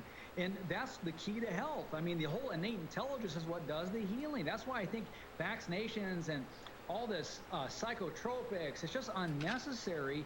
I mean, give the body what it needs and it can be well. I mean, if we eat well, move well, think well, pray well, relate well, we can be well. And I'm a firm believer that your body's ability to overcome disease and like Corona and all this other garbage is far greater than Fauci and our government has permitted us to believe. And we just need to trust that system. God made our body intelligent. If we give the body what it needs, it can be well. And that's what it's all about.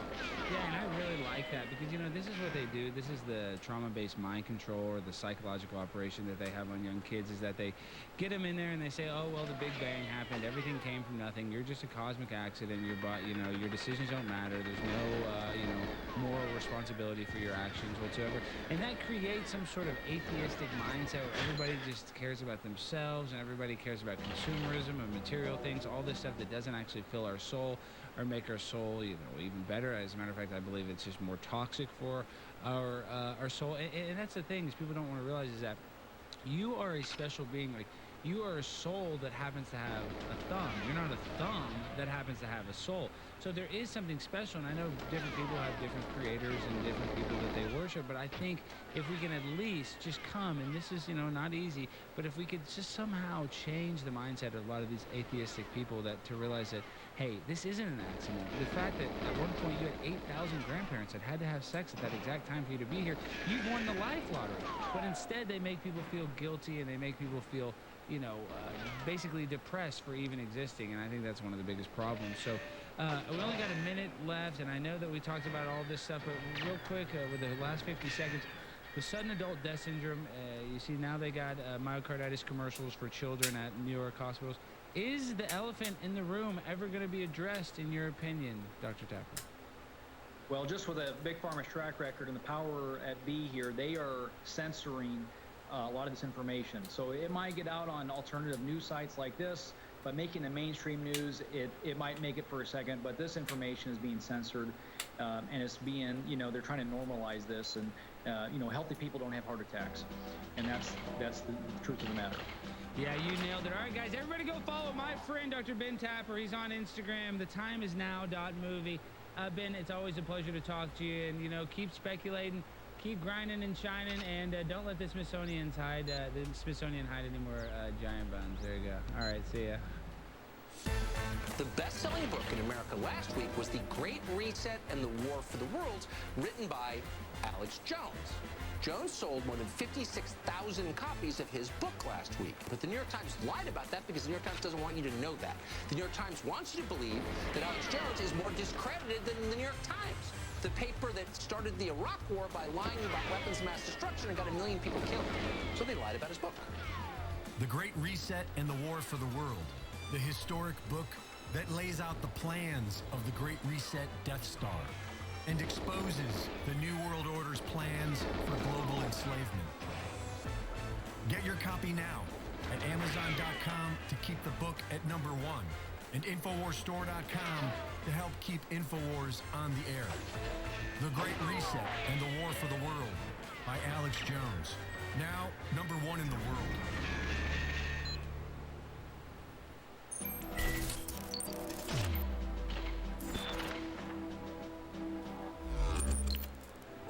The globalist plan is to price you out of the life experience, essentially. To price you out of the first world experience, let's say. To price you out of having AC, price you out of heating your house in the winter, price you out of having a vehicle, let alone two, price you out from being able to put that extension on your house, put a pool in the backyard, fly to have a vacation. They want to price you out of all of it.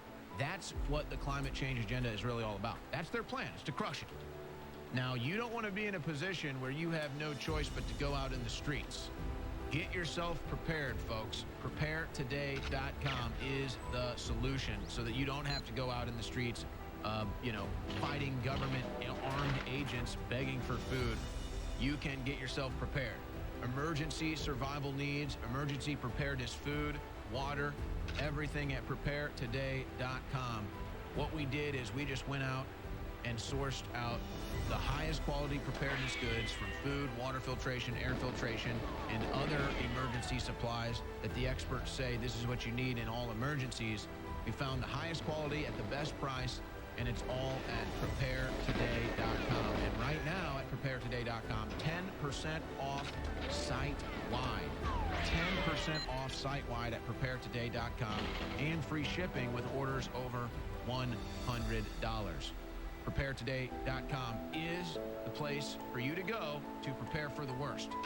So when you see the uprisings, you see the prices going up, and you're uncertain with the future, get insurance you can eat, insurance that can be sustainable for you in an emergency.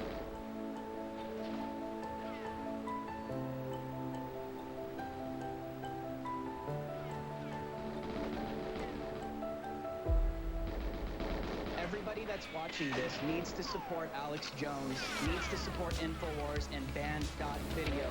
The Bible says, let another mouth praise you. I'm going to do that right now. Alex Jones has helped so many people in this industry. You guys have no idea how many people have got their first start, like Savannah Hernandez, how many people have just been put on a launch pad to outer space because of Alex Jones, including myself. I've been given so many opportunities because of this man and because of this platform, and I would probably not even be half of where I am right now if it weren't for Alex Jones. I mean, I've been able to be on podcasts with Alex and Joe Rogan and Timcast, the Super Timcast IRL. Listen, what I'm saying is, do not take Alex Jones and Band.video for granted, because you don't know what you have until it's gone. We need to support free speech systems right now. So go check out the store, go support their store, go support InfoWars, leave a donation right now. Don't wait until they're gone.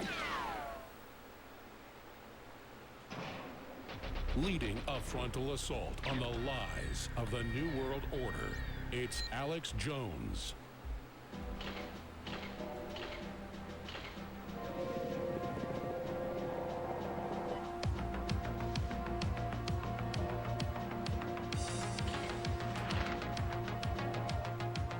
You are listening to an Infowars.com frontline report. It's Alex Jones.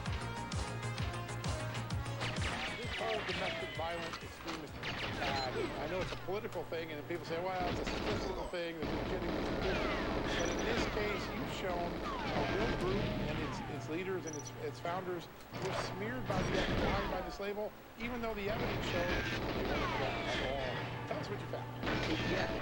Yeah, not once but twice. I mean, they checked this guy out years ago. Fine, he's an American veteran, served his community, loves his country.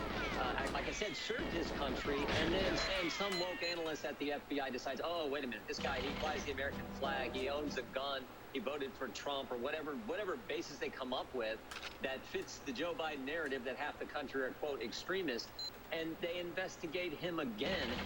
And it's part of this pattern we're now seeing, John, where a number of FBI agents have come to us as whistleblowers talking about the pressure to boost their numbers and catalog and create and have all these, quote, domestic violent extremism cases.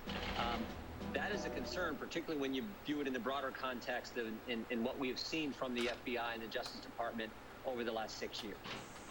You just watched or listened to a clip of Republican Congressman Jim Jordan exposing the arguments going on behind the scenes, but now they have all these whistleblowers coming forward confirming that the FBI was ordered to put out fake statistics and the #1 threat in America is white supremacy. white supremacy is super rare. It's still terrible when it happens, and we've been warning of it months before that they would have wind-up provocateur-type Manchurian candidates attack black grocery stores, and you indeed saw exactly what then happened specifically. Because I was studying the enemy and their pre-program. So it is a threat, but it's one of the lowest threats out there. Why are they hyping this up?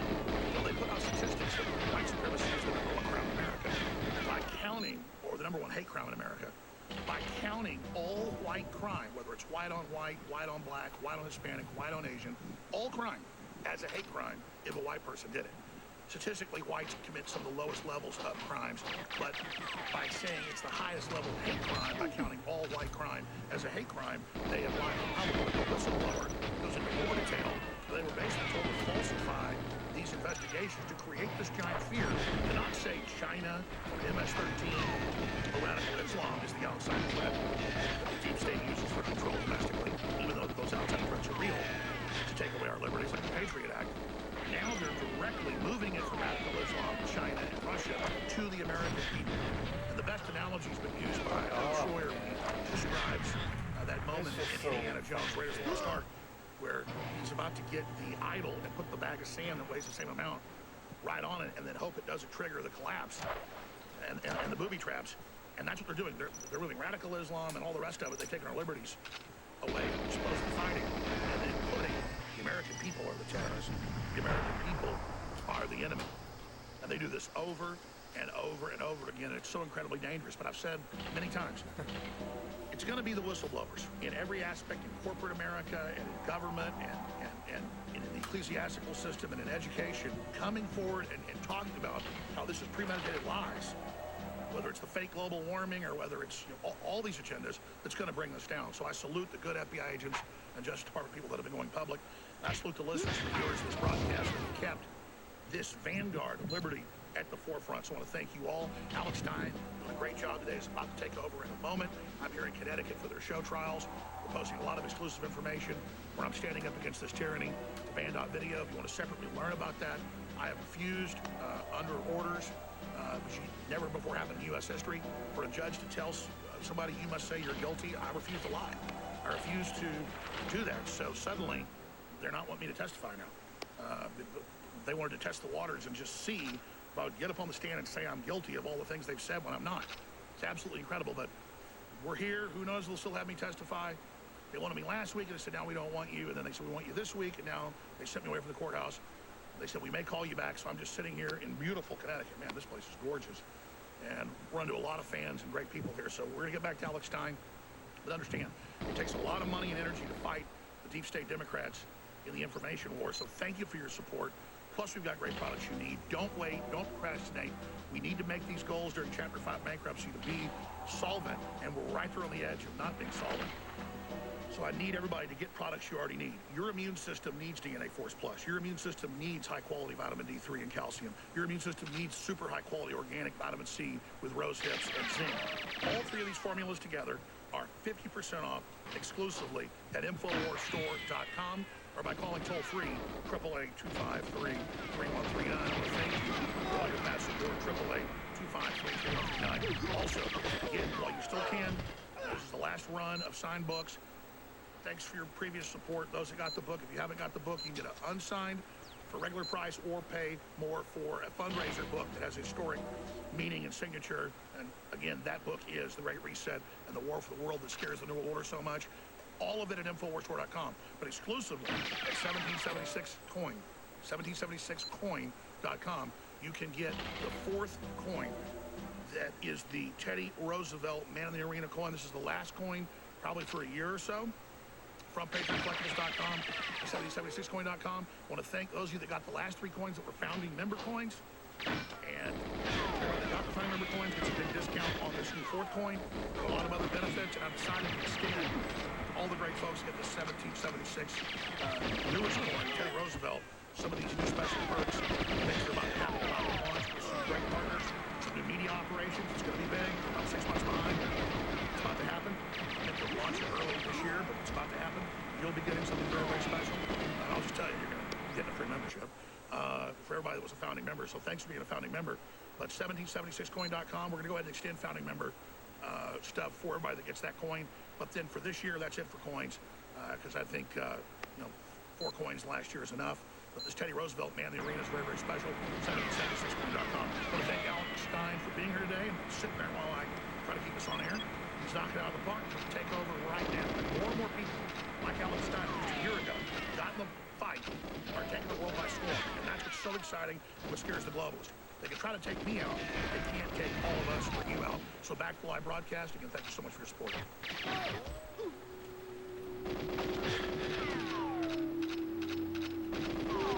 Wow, very kind words.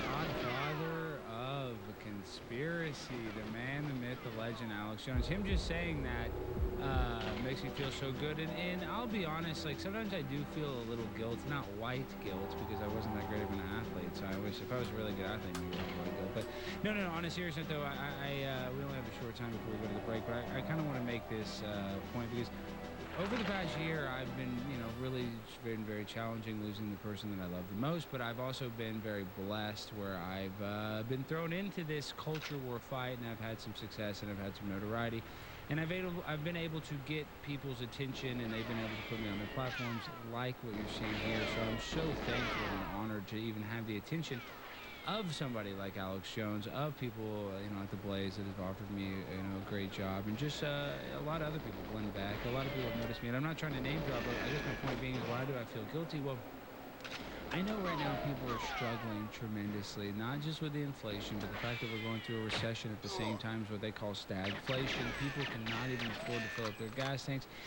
And the people that are making it are probably in some sort of credit card debt. So it's easy to kind of get distracted by just trying to make it, where you don't even worry about the Sunbelt syndrome. You don't want to worry about the, migrant crisis.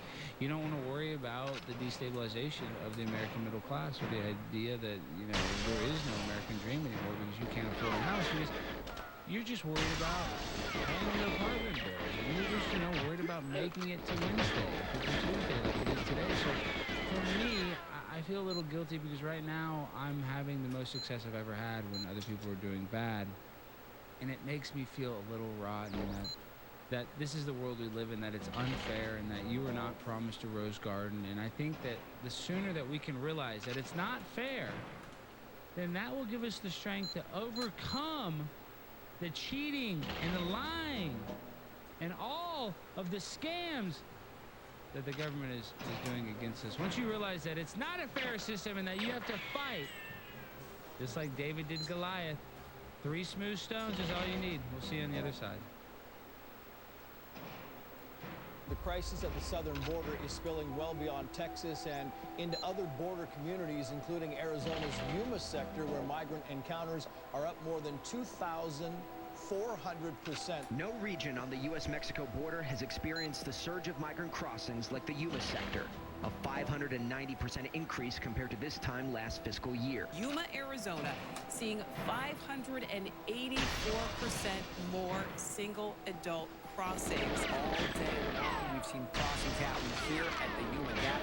Many of them coming all the way from South America, Venezuela, Cuba, and Colombia, rushing to cross this open gap along the Yuma-Arizona border. Immigrants are coming from Central American countries, including Honduras and Guatemala. As we speak, there are reports of possible caravans from Guatemala, El Salvador, and Honduras heading north that could arrive in the next month or so. Nobody understands that better than the Mexican cartels, who are sending a lot of these people across. The Biden administration still refuses to characterize the surge of migrants as a crisis. My plan is the most bold, aggressive plan on the border. We're going to secure the border. We're going to call it what it is, issue a declaration of invasion on day 1, get troops on the border in the form of our National Guard. We're going to stop people from coming over. And we're going to stop the cartels from having control of our border. I don't like it as a mother, and I know no Arizonan likes it, that we are the pipeline for the most dangerous, deadly drug this country's ever seen, called fentanyl. And migrants and smugglers are using new military-style tactics to avoid capture. Number 1 killer of young people, it's all coming through Arizona because Joe Biden gave control of our border to the cartels. And on day 1, we're going to invoke our Article 1, Section 10 authority and take back control of our border away from the federal government It's a dereliction of duty what they've done. And Yes. we're not going to let Joe Biden drag the state of Arizona down while he's trying to destroy this country. Amen. Boy, I can see why they're trying to stop you.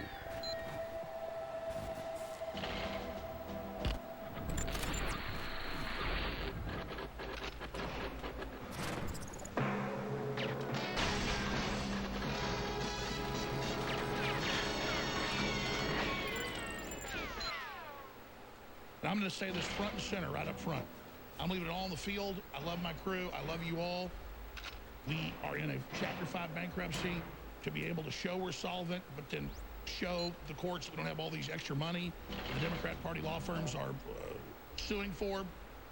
So this organization coming out of Chapter 5, InfoWars and free speech will be able to operate basically forever because we'll just have a plan on what can be paid to these people versus what they're claiming we have. And then yours truly basically won't get paid, or a very small amount. That's fine. I don't care about that. I want to stay on the air. But if we don't make it through Chapter 5 in the next 5 weeks, it's a 13-week process. We're already 7 weeks into it. Then this place is going bye-bye. So we are right there, ladies and gentlemen, on the cusp. All you got to do is go to InfoWarsStore.com. There's not a better place to fight the New World Order and get the great products. Ladies and gentlemen, fiber greens, the highest quality greens you're going to get from wheatgrass, more concentrate, back in stock, 50% off. Diet Force is amazing, back in stock. 40% off. Brain Force Plus, back in stock. 50% off.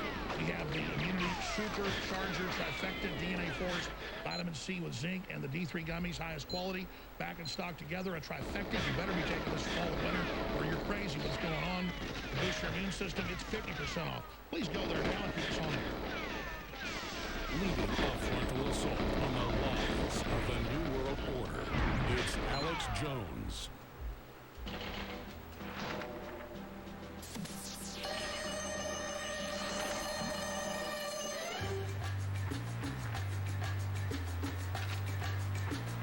You know, we're just cranking out the hits today. We're playing some great music. What is this? This is the espionage, with Mission Impossible. Because you know when Primetime 99 gets on the mic, it's impossible. It's like the Impossible Whopper. It's not meat. That's human meat, probably, or glue. Who knows? But I love the Mission Impossible. Tom Cruise. Everybody needs to go see the movie American Made about Tom Cruise playing Barry Seal, who flew in drugs during the Iran-Contra from Nicaragua. We would give them guns. They would give us cocaine, and the CIA would distribute this all throughout the United States of America. And you guys can look this up. Look up the Iran-Contra for the people playing at home that aren't familiar with it. And as well as look up Tom Cruise in American Made, the story of Barry Seal, and how the CIA literally smuggled in cocaine from South America. And the reason why I bring up the Iran-Contra, you know, this segment, right now we have no guests. This is the bring you into the fire. This is the Primetime segment. This is the Pimp Homo Blamp, the monologue of all monologues. Because I wanted to come here and I wanted to express myself, and I really wanted to pull up this graphic, because when I was listening to Alex's press conference, one thing that he kept reiterating, which I really have a lot of respect for, was he talking about these WMDs, these weapons of mass destruction that didn't exist, that basically got us in a 20-year war and killed millions upon millions, I think you could argue, of Muslims of all different countries, all because of weapons of mass destruction that didn't exist. And one of the few people that were speaking out against that was Alex Jones. And the reason why Alex was keen to what is going on, not only did he predict before, saying that Osama bin Laden would be blamed for some sort of false flag attack on 9/11, but what was so insane about the weapons of mass destruction was the coordinated effect of the mainstream media coming together to use trauma-based mind control, similar to what they used during the pandemic to scare you into getting vaccinated or into, sitting in your house and wearing a mask 24/7. It was just so coordinated that you would be considered a crazy person if you said, oh, well, them fellers on the TV, they're wild. You would be considered a crazy person. Now, in this day and age, basically, I think everybody's woken up from the pandemic. We'd almost all agree now that the news is fake, but there was a time when this wasn't the case, and there's very few people, except for Alex Jones, calling out the lies. And now I wanted to bring up for me, a little bit about my story and why I am who I am today. I know Alex, said I've been in this fight for the past year, and he's correct in that I've gotten some notoriety in the past year, but I've been doing this a little longer, about 3 years, not that long, not even close to Alex. But how did I become radicalized against the global elitists that are ruining the world? And for me, what was just, glaring was Tower 7 on 9/11. And now I'm finding all this after the fact. Of course, you have guys like Eddie Bravo on Joe Rogan's show, a show that obviously Alex has been on many times, talking about this subject, talking about Tower 7. And I remember just watching these clips, and this is, 2015 is about when I got really awake to it, because, I'd seen Alex. He's one of the most famous broadcasters to ever exist, and he would go on a lot of mainstream shows. He went on The View, he went on Howard Stern, and I would listen to him and I'd say, oh man, this makes sense, but I wasn't 100% bought in. I just because I hadn't put in the research, right? You hear this stuff and you almost want the cognitive dissonance part of your brain. You're like, oh, there's no way that the government would have a coordinated attack against its own citizens. Why would they do that? It doesn't make sense, because the cognitive dissonance part of your brain is like, oh, well, these people in power have our back. Well, that's not the case, and I think 9/11 was such a glaring example of when you do something, part of the Hegelian dialectic. It's called problem, reaction, solution. The solution was always going to go destabilize the Middle East and the 7 biggest threats to Israel and Saudi Arabia. That was always the plan, and that was in what was called the Project for a New American Century, who Joe Biden was actually considered one of the authors of. And in this Project for a New American Century, we want to go after these Middle Eastern countries, and a lot of times, people looking back at revisionist history and say, oh, we were in the Middle East because we wanted oil and gas. That doesn't even make sense. We got enough oil and gas reserves in Texas and Alaska individually to support the whole entire world, I believe. And, don't quote me on that, but it is somewhere roughly like that. We could definitely be energy independent. We wouldn't even need the Saudi Arabian gas. And then, you'd link it like, you make me think them weapons of mass destruction.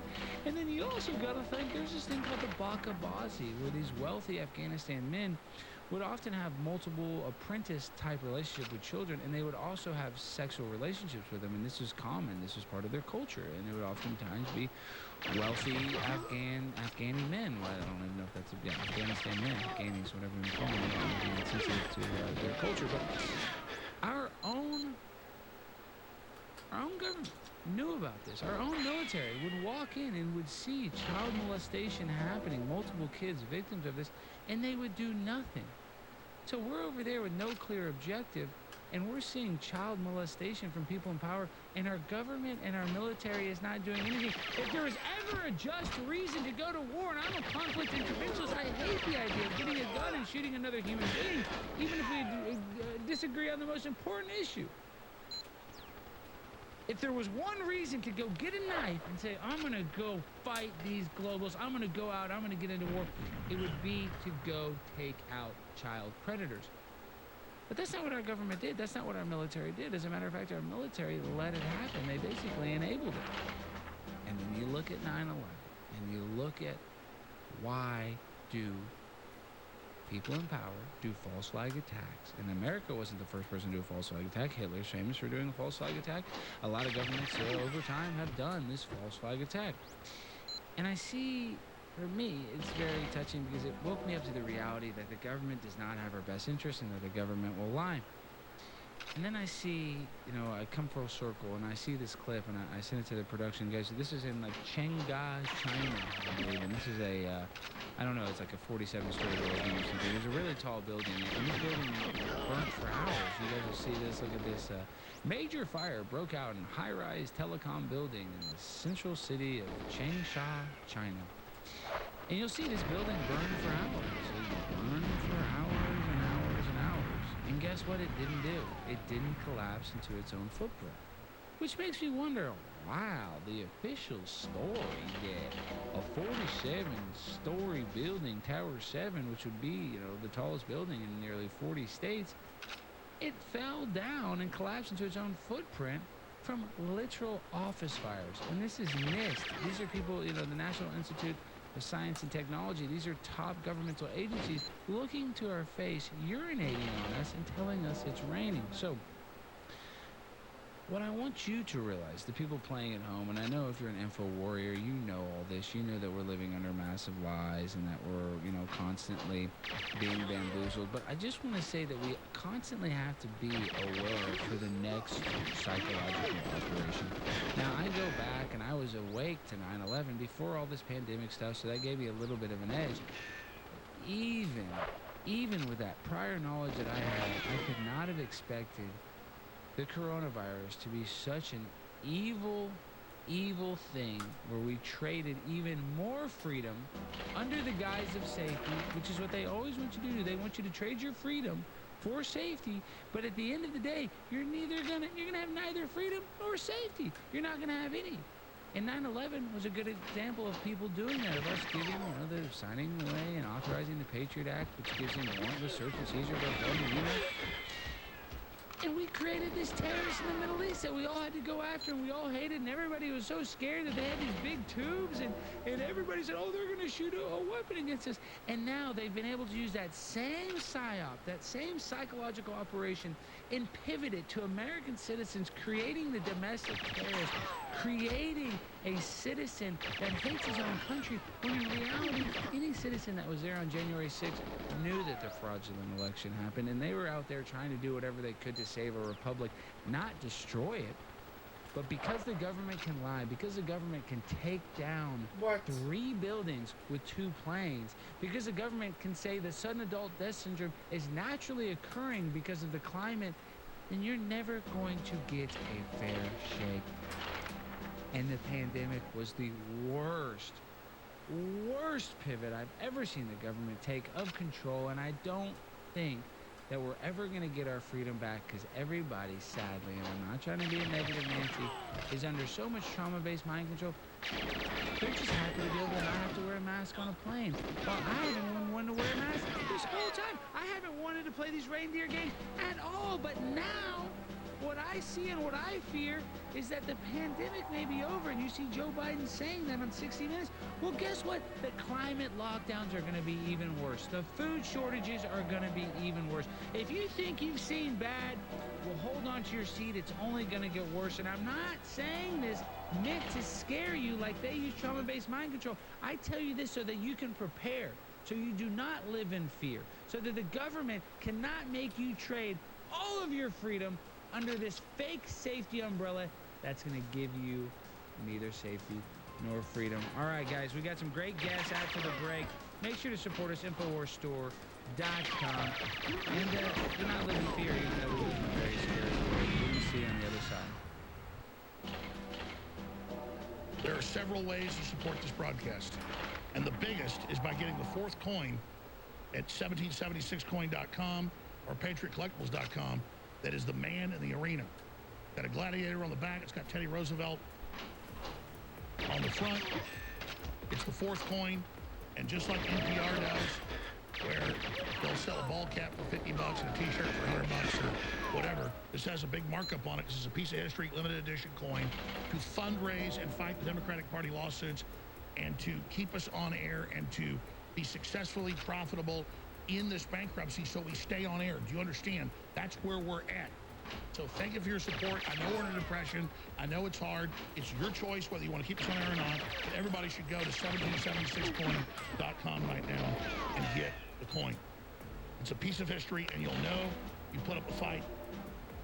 There's nowhere where you can more easily make a donation and get a piece of history and a coin and know that you were part of the fight.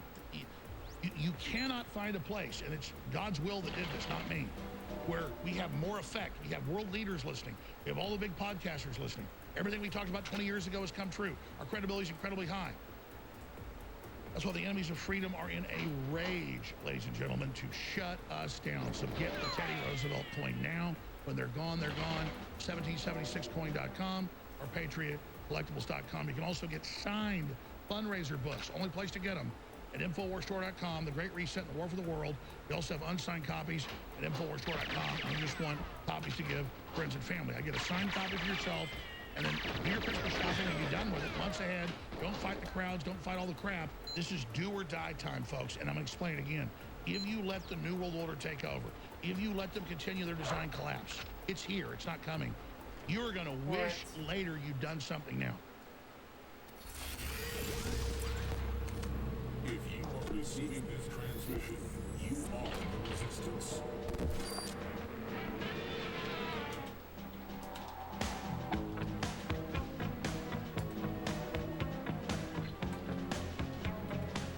Man, just a little bit of sting in the police to kind of bring us into my next guest. He's one of my very good friends. And, you know, I was just talking about, I just kind of did a short little monologue about how the government is basically doing psychological operations and doing false flag attacks to take away freedom under the guise of safety. And my very good friend Luke is a very big example of that. Right now, he is on trial for participating on January 6th, and they've unfairly charged him with assaulting a police officer amongst other charges. And I think if you know Luke, like I know him, obviously he would never want to assault a cop. So once again, they want to take away your freedom. So welcome to the show, Luke. How are you doing, my friend? I'm doing well, Alex. Thanks for having me, brother. Okay, so tell us a little bit about your story. I know a lot of people have seen documentaries. I know you and I have talked about it, but for the people that don't know you, Luke, give them the cliff notes of what's going on with you. Yeah, so I attended the Stop the Steal rally with a buddy. I went out I'm a documentary filmmaker, commercial director, and I went out there really with the intention of potentially shooting just great footage from what was an awesome day up until I arrived at the Capitol. I was there at the Ellipse for several hours, Alex, and it was kind of what you don't see in the media. There were upwards of 2 million people there, and it was a festival, like an American festival-like atmosphere, tailgate party. A lot of people praying. I was interviewing Cuban and Chinese Americans that escaped communism, and then they were basically telling us, that communism is knocking on our door. And so I was actually headed back to my hotel late that afternoon, around 3:45, and to charge my batteries. I knew nothing what had started at the Capitol, and I was approached by three different younger guys that were saying, people are dying inside the Capitol. We need patriots. And this was the first time I'd heard anything about what was going on there, but you and another friend had warned me about a potential false flag or elements of a false flag, BLM, Antifa, other provocateurs making it look like Trump supporters. So I felt called to go up there and de-escalate, pray. So I walked right up to where I ended up, the West Side Terrace, and there were some just sketchy characters, one of which was this guy walked by me and he had blood running down his face, and they were saying that there were what I believe were provocateurs saying the same thing. People are dying inside. We need patriots to push up. And there was what's called the scaffolding commander, a guy on a bullhorn saying, "Get your weapons and push in."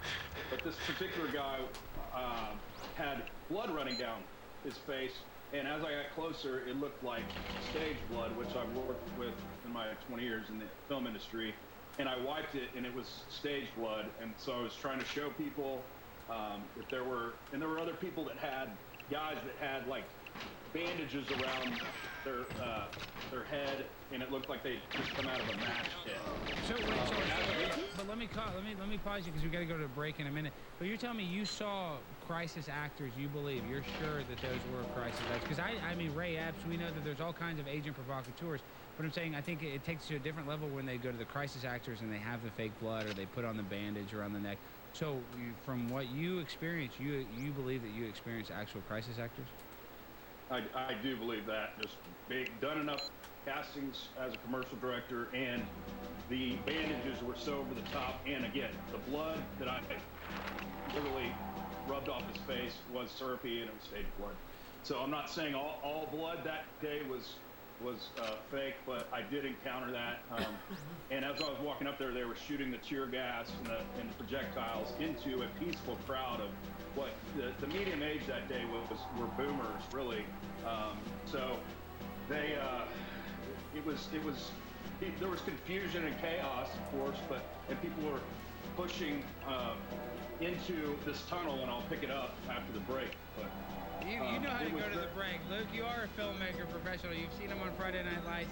You've seen him on TV. You know, he's the big celebrity that they keep saying they busted on January 6th. We'll see you on the other side of the break. People ask me all the time, what is your best nootropic? You've got Turbo Force, you've got Brain Force Plus, and you've got Brain Force Ultra. Which one is better? And that's like asking, what's better, a Ford F-150, or a Cadillac, or a Ferrari? It's different strokes for different folks. It varies. All three are different formulas. All three do different things. Turbo Force is 10 hours of clean, out of control energy. I can't even take a whole pack myself. Brain Force Plus is a long-term acting clean nootropic. This Brain Force Ultra is a super fast acting nootropic that creates incredible clarity but doesn't last very long.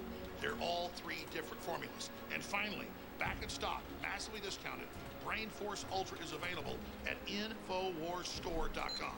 Brain Force Ultra back in stock, InfoWarsStore.com.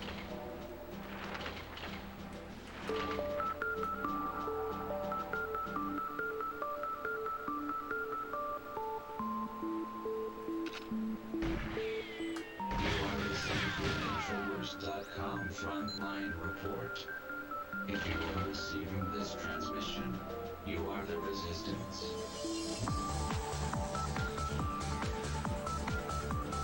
All right, we're back with my very good friend, actor, filmmaker, Luke Coffey. I mean, Luke, you know, for me, a young man like yourself, and I know you and I aren't necessarily kids. I know we kind of probably act like it a little bit, but I guess my point being is, you're a young man, you have no criminal history, and you're facing, a serious sentence. Explain to the people at home, what have they tried to come at you with? Didn't they originally offer you 5 years and 18 months?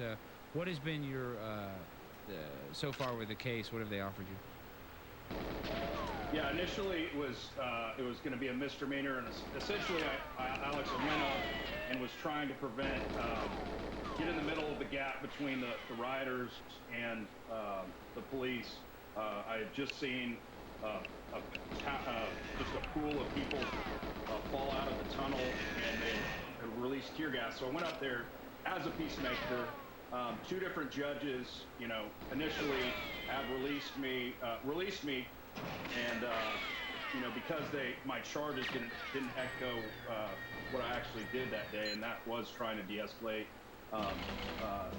the events and specifically what was happening in that tunnel. So I have been charged with, initially it was just 5 charges, and they've gone up to 6 charges. Assault with a deadly weapon are 6 of the charges, and I picked up a crutch, put it over my head, and saying, in the name of Jesus, please, Lord, stop this.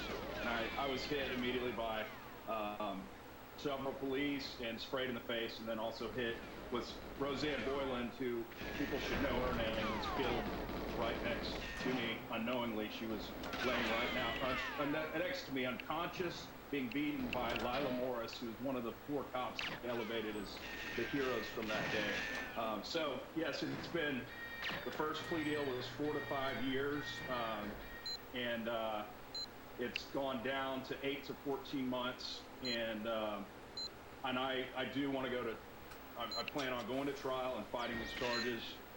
Originally, the FBI said it would be, if anything, a misdemeanor, and it's been elevated to assault with a deadly weapon, a crutch. I did push against the police line in a reactionary fight or flight moment, and but they all had full shields, and I pushed at waist level, and it was in a defensive mechanism because I was being hit. And that was after being up there for 30 to 45 seconds, telling the cops to stop, and including the crowd, everyone to stop. So it's been, I did 45 days in prison. I just got off home detention after 20 months here in East Texas. And I go to trial February 27th through March 4th. But I just want to echo that day, I was already almost, I made it back to my hotel, and the perception on the TV, the narrative was that it was worse than 9/11 and Pearl Harbor, which isn't that an insult to all the families that lost loved ones that day? I mean, it's disgusting, especially coming up on the anniversary, or we just passed the anniversary of that day. So to compare it, where there were only 4 Trump supporters that died that day: Roseanne Boylan, Ashley Babbitt, Benjamin Phillips, and Kevin Greason. 2 gentlemen had a heart attack when there were different munitions deployed on the peaceful crowd, and it hit right by them, and so they both had heart attacks. So no police died that day. Don't tell our commander-in-chief that, because he's telling everyone that police died that day. So it's been a interesting year and a half, and I'm got a long road ahead of me, but I am planning to go to trial and fight these charges, Alex. Yeah, you have a lot of cojones, as they say, as we say here in Texas, because I'd be a little nervous. I'm sure you are, a little nervous. When you talk about the 45 days that you did, and for me, it just bugs the heck out of me, because people don't realize, well, I guess I know you're a filmmaker, you're an actor, but you're a comedian, you're a goofball, you know what I mean? I mean, all due respect, you're not some sort of hardened criminal that belongs in a serious penitentiary. Like, you belong in the opposite. You belong helping people in a penitentiary, in my opinion. So the fact that you're able to be so stoic in this time where I would be, tinkling in my pants, I really have to commend you. And I think when you watch that footage, you showed it earlier, you have such a strong connection to God, to the Creator. And go back and explain that. Didn't you feel called, you felt compelled by God to go and interject? Because like I said, you are a comedian. You're like a funny guy. You're like me. So that's what I imagine you'd want to de-escalate the situation. De-escalate the situation, not make it worse. Just me knowing you as a friend. Yeah, I had absolutely no intention to make anything worse, and was called. I heard the Holy Spirit say to go stand in the gap, and it was right after. It was traumatic. The tear gas was deployed in a closed tunnel, which is against protocol, police protocol, and so the use of force was excessive that day, and it was very obvious, and I did. So as people tumbled down, there were people underneath the pile, and there's video of me saying, "Stop, let's pray," and right before I ended up walking up. But I did hear God say, "Go stand in the gap," and all I could do was go up there and, put my hands up, and then I was saying, and pray, but I was saying, we're all Americans. A family divided will not stand, that famous gospel quote, and that also Lincoln said, and was immediately hit, and there was a rage that it appeared that the police had, and towards the rioters. But it was very clear that I was going up there as a peacemaker, and I think video evidence will show that in trial when given the opportunity to present it in front of a jury. So it is I do feel, without a doubt, it's not a coincidence. I believe God is providential, and He's allowed this. It's been very hard on all of us J6ers, how they've portrayed us in the media as domestic terrorists. Some of my own family members have bought into that narrative and can't even see the truth. They can't even hear the truth or see the video evidence that proves my story. So in my account. But again, it was immediately we were, it was this.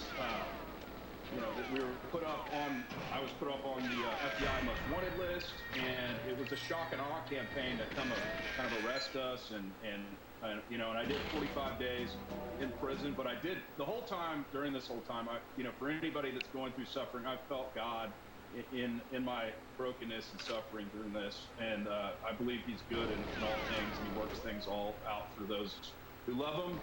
And this is a battle of good versus evil, where what we're seeing play out. And I just want to stand for truth, and whatever God has for me, I'm prepared. And I really am at peace. God's taken away my fear, Alex. And I do want to do more comedy and go back to who I was, and not being labeled as a domestic terrorist and the potential felon. I know, and you're definitely not a domestic terrorist. I mean, I remember when they put you on that FBI most wanted list.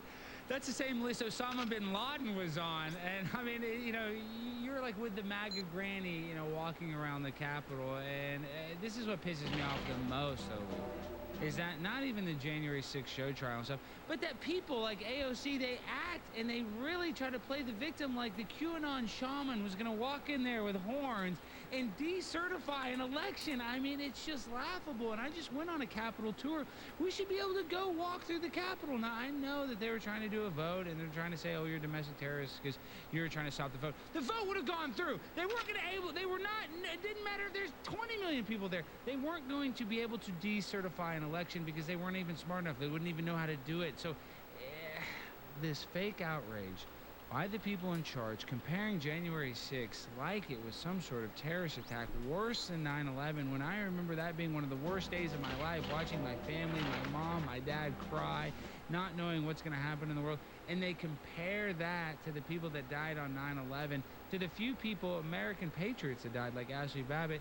It makes me sick, and it really makes me sick that a guy like you, we're about to go to the break, we'll wrap this up in the other end, but a guy like you that cared about our country, that knows that Joe Biden didn't get 81 million votes, that knows that Donald Trump went from 63 million to 81 million.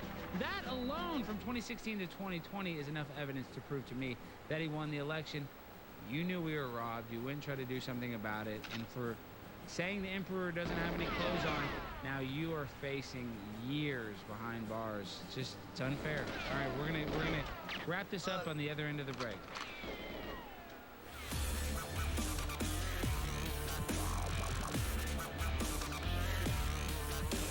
They're definitely scared of you. They're trying to shut you down. They're trying to shut me down. So the listeners, the viewers, Mike Lindell, Alex Jones are all in a symbiotic defense pack here. You need money to keep your employees hired and fighting and the great job you're doing. We need funds.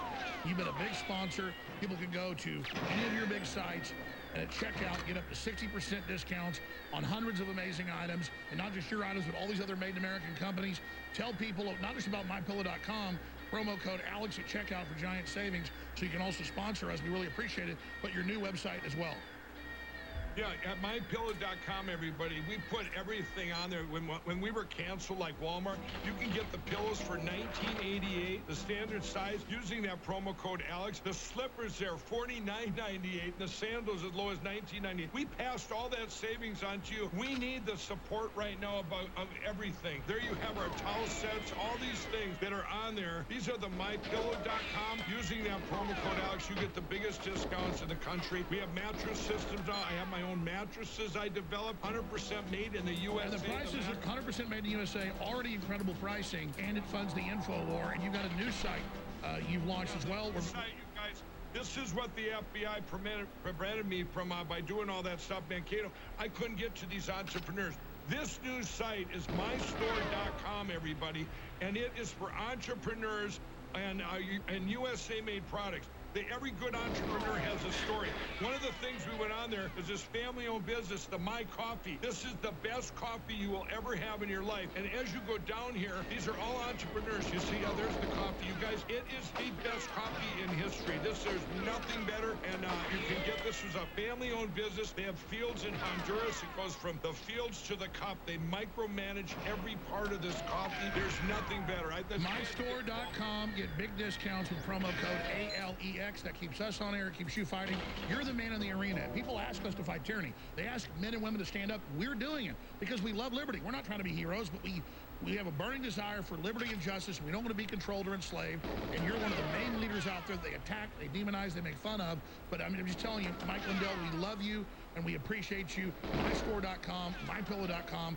Promo code Alex. That way we get some support as well. In closing, what else do you want to add? Well, everybody, yes, we do need support. And my employees and all the entrepreneurs, really thank you. All these products, USA made on mystore.com. It's a safe platform. In lieu of Amazon, where your products get copied by China, or you go on Zuckerbuck's Facebook and they get copied all these places. It's a safe platform for these entrepreneurs and these USA made products. Because I'll tell you what, everybody, your support out there of My Store and My Pillow, it enables me me to go out there and keep putting tens of millions of dollars. I've got over $35 million into this fight. Oh, when the FBI asks why you're flying around, I've never seen so much energy. You're every couple of days, you're giving speeches, you're funding research, you're just all over the map. We're taking on Soros, the New World Order, folks. That's why you want us in the field. You want action. You want results. You're getting it with Mike Lindell and Alex Jones. MyStore.com. MyStore.com or MyPillow.com. Promo code Alex. Thank you all. God bless, and thank you, Alex, for having me on, and keep the faith. You're doing a great job, Alex. God bless. Thank you, sir. Oh, no, I don't even know what this is. How did this get here? I just caught you, American. You visited Band.on Video. Oh, Mark Zuckerberg and others angry at you.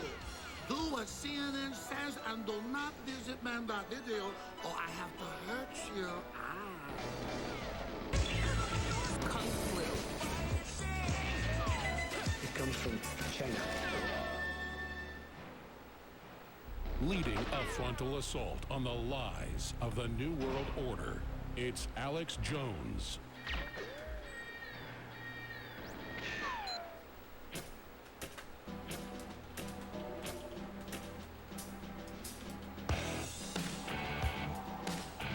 Well, we're back, baby, and we are back in orange, not black. We're in orange today. No black for me. Primetime 9 at 9. I'm looking fresh today. You see the white, you see the pocket square, and we have not only am I handsome, but our guest is a very handsome man, actor, filmmaker, Luke. And, Luke, we this whole segment, we've been so negative talking about January 6th and all your upcoming legal battles. So I want to kind of get your mind off that for a second. I don't know if you can see this picture very well, Luke, but you should be able to see these bazongas from outer space. So this is a local teacher in high school, and I know you and I went to Highland Park High School. We were fighting Scots. Could you imagine if one of our teachers tried to pull one of these scams coming in with these big old fake boobs like that? I mean, what would you do? I can't even imagine a teacher we both had, Mr. Harris. I don't know if you had Mr. Harris, but could you imagine one of our teachers coming in with those big fake boobs like that? I would be so happy. I'd be like a kid on a field trip. I would love it. I mean, I would be crying, laughing the whole time. And I'm surprised that woodshop teacher didn't cut off his ginormous prosthetic boobs with that razor saw right there when he was doing it. I saw the video. I mean, it's unbelievable. I mean, that could have been a cautionary tale to not wear your fake prosthesis when you're doing woodshop and teaching specifically. So no, it's bizarre. We're living in bizarre town, USA, where that this can be somehow appropriate, but I would be completely crying, laughing, and there's no way I could call him Miss or whatever his pronoun that he preferred as. With, I mean, I call her, I'd have a different nickname for, that dealt with her. Kayla. You better call her Kayla, or else you're going to be in the principal's office, Luke. You got to call her Big Kayla with the big bazongas. Okay, but I know you're awake to a lot of this, and I kind of saw, like, I was just kind of speaking about it earlier, how 9/11 was like a big wake up for me. And I believe you and I've had this conversation. I think the people in power, the small people that are at the top of the pyramid, not just the Trilateral Commission, not just like every, World Economic Forum leader, but I believe that they like to mock us. So do you think that this teacher with these big boobs like that, are they being serious, or they're just trying to mock us in some sort of political stunt? Or does this person really think they're Kayla with breasts like that? I think that most of these people would, back in the day, be in an insane asylum, but the agenda is to mock God, without a doubt. It's a Luciferian agenda where it turns everything upside down. Anything God says, it's the complete opposite. Do as thou wilt, as the Satanic Bible says. So to make the most bizarre,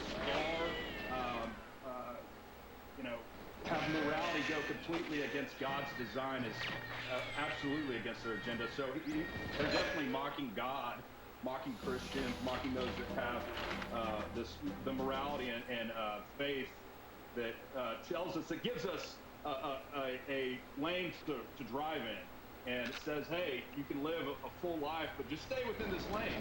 And now we're living in times where anything goes. You can become a cat if you want to, and we are supposed to not speak up and say, well, you're not a kitty cat, meow, you're a human being. And with that, we're not empathetic because we are not playing into their fiction, their land of fiction. Because it's there's definitely an agenda where they're mocking, and if you look at every great society has fallen when they took God out of it and demorality came, and so that's what we're seeing. I mean, it happened in Rome, and it's happening here. Well, tell me this. So Luke, for the people that might not know, Luke was a filmmaker. He's been on Friday Night Lights. He's been on Prison Break. He's had, some roles on some TV shows. And you've had experience with Hollywood. So in your opinion, why is Hollywood so evil and satanic? And I'm sure everybody watching on InfoWars knows that, Disney, all these corporations, all these media companies are basically evil. Why is Hollywood so satanic and demonic in your opinion? Well, because the agenda, the New World Order, I mean, you look at the power of media, and Satan, Lucifer, was the prince of the airways, and he still is the prince of the airways, and he was the god of worship. He was the angel of worship. And so you see that with music industry and entertainment, that if you could control the minds, you control the people. And through propagandized media and this liberal agenda, which celebrates all things that are against God and His design and His laws, then you see a society that it's a slippery slope. It continues to fall into just where we are existing now, where those that are calling it out are they're calling out truth. We are we are lacking compassion. We are telling lies. And it's my truth now, Alex. There's not absolute truth anymore. But Hollywood has done the puppets in Hollywood, they have all compromised and have sold their souls, literally, I believe, to this agenda and to Satan when it comes down to it, to be the puppets, and that includes DC, but Hollywood so much, where you have like somebody like The Rock that has 680 million followers. These are the modern day pharaohs and gods, and how they communicate with us is through the media, through the airwaves, and through social media these days, where we're elevating him to this godlike status. And we've let God, the real God, the creator, fall, and we're looking at men to rescue us, or listen to what they say and how to take care of our bodies and our health. I mean, it's completely ridiculous that we let these people that they have literally compromised because they want the fame and fortune that comes with it.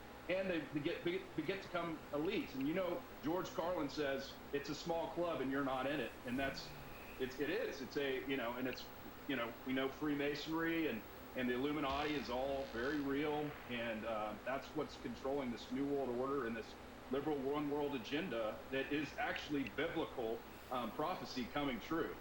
Book of Revelation and Book of Daniel is playing out right in front of our eyes.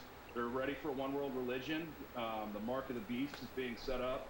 And so it's a wild time to be alive, but for those that believe in God, the creator, and our allegiances to him, it's the most exciting time to be alive, I believe. I think we're going to see a great revival, I hope, in this country and across the world, because we're becoming awake to how evil our world really is.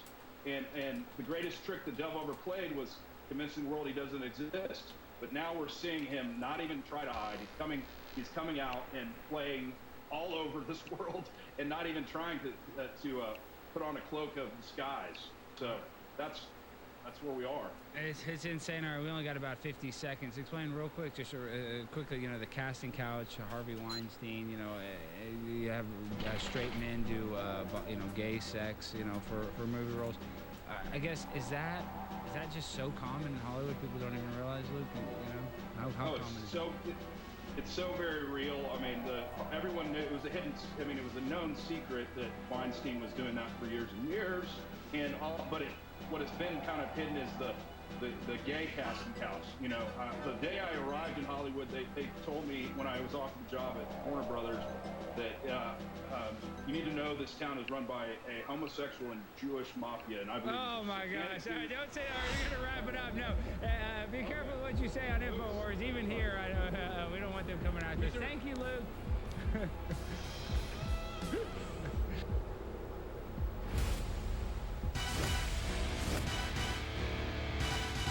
the most critical time in InfoWars history for you to support the broadcast. It's your decision. I'm not complaining. If God doesn't move you to do it, or you think it's not important, then don't. But if you do think it's important, take action. And it's not like you're betting on a horse that doesn't win these damn races. Because you are the horse, I'm the horse too. You are the InfoWars. #1 book in the world. #1, beating Stephen King's new release, all of them. And yeah, the next few months, we'll get a few $1 million off this. Great. I'm going to dump it into this operation because the bandwidth alone will cost that the next few months and all the expenses. But yeah, there's a lot of good stuff coming in the future, but it ain't here yet. So get your unsigned or signed, which is the fundraiser of the Great Reset and the War for the World. I want to thank all of you that have at InfoWarsStore.com. I want to thank those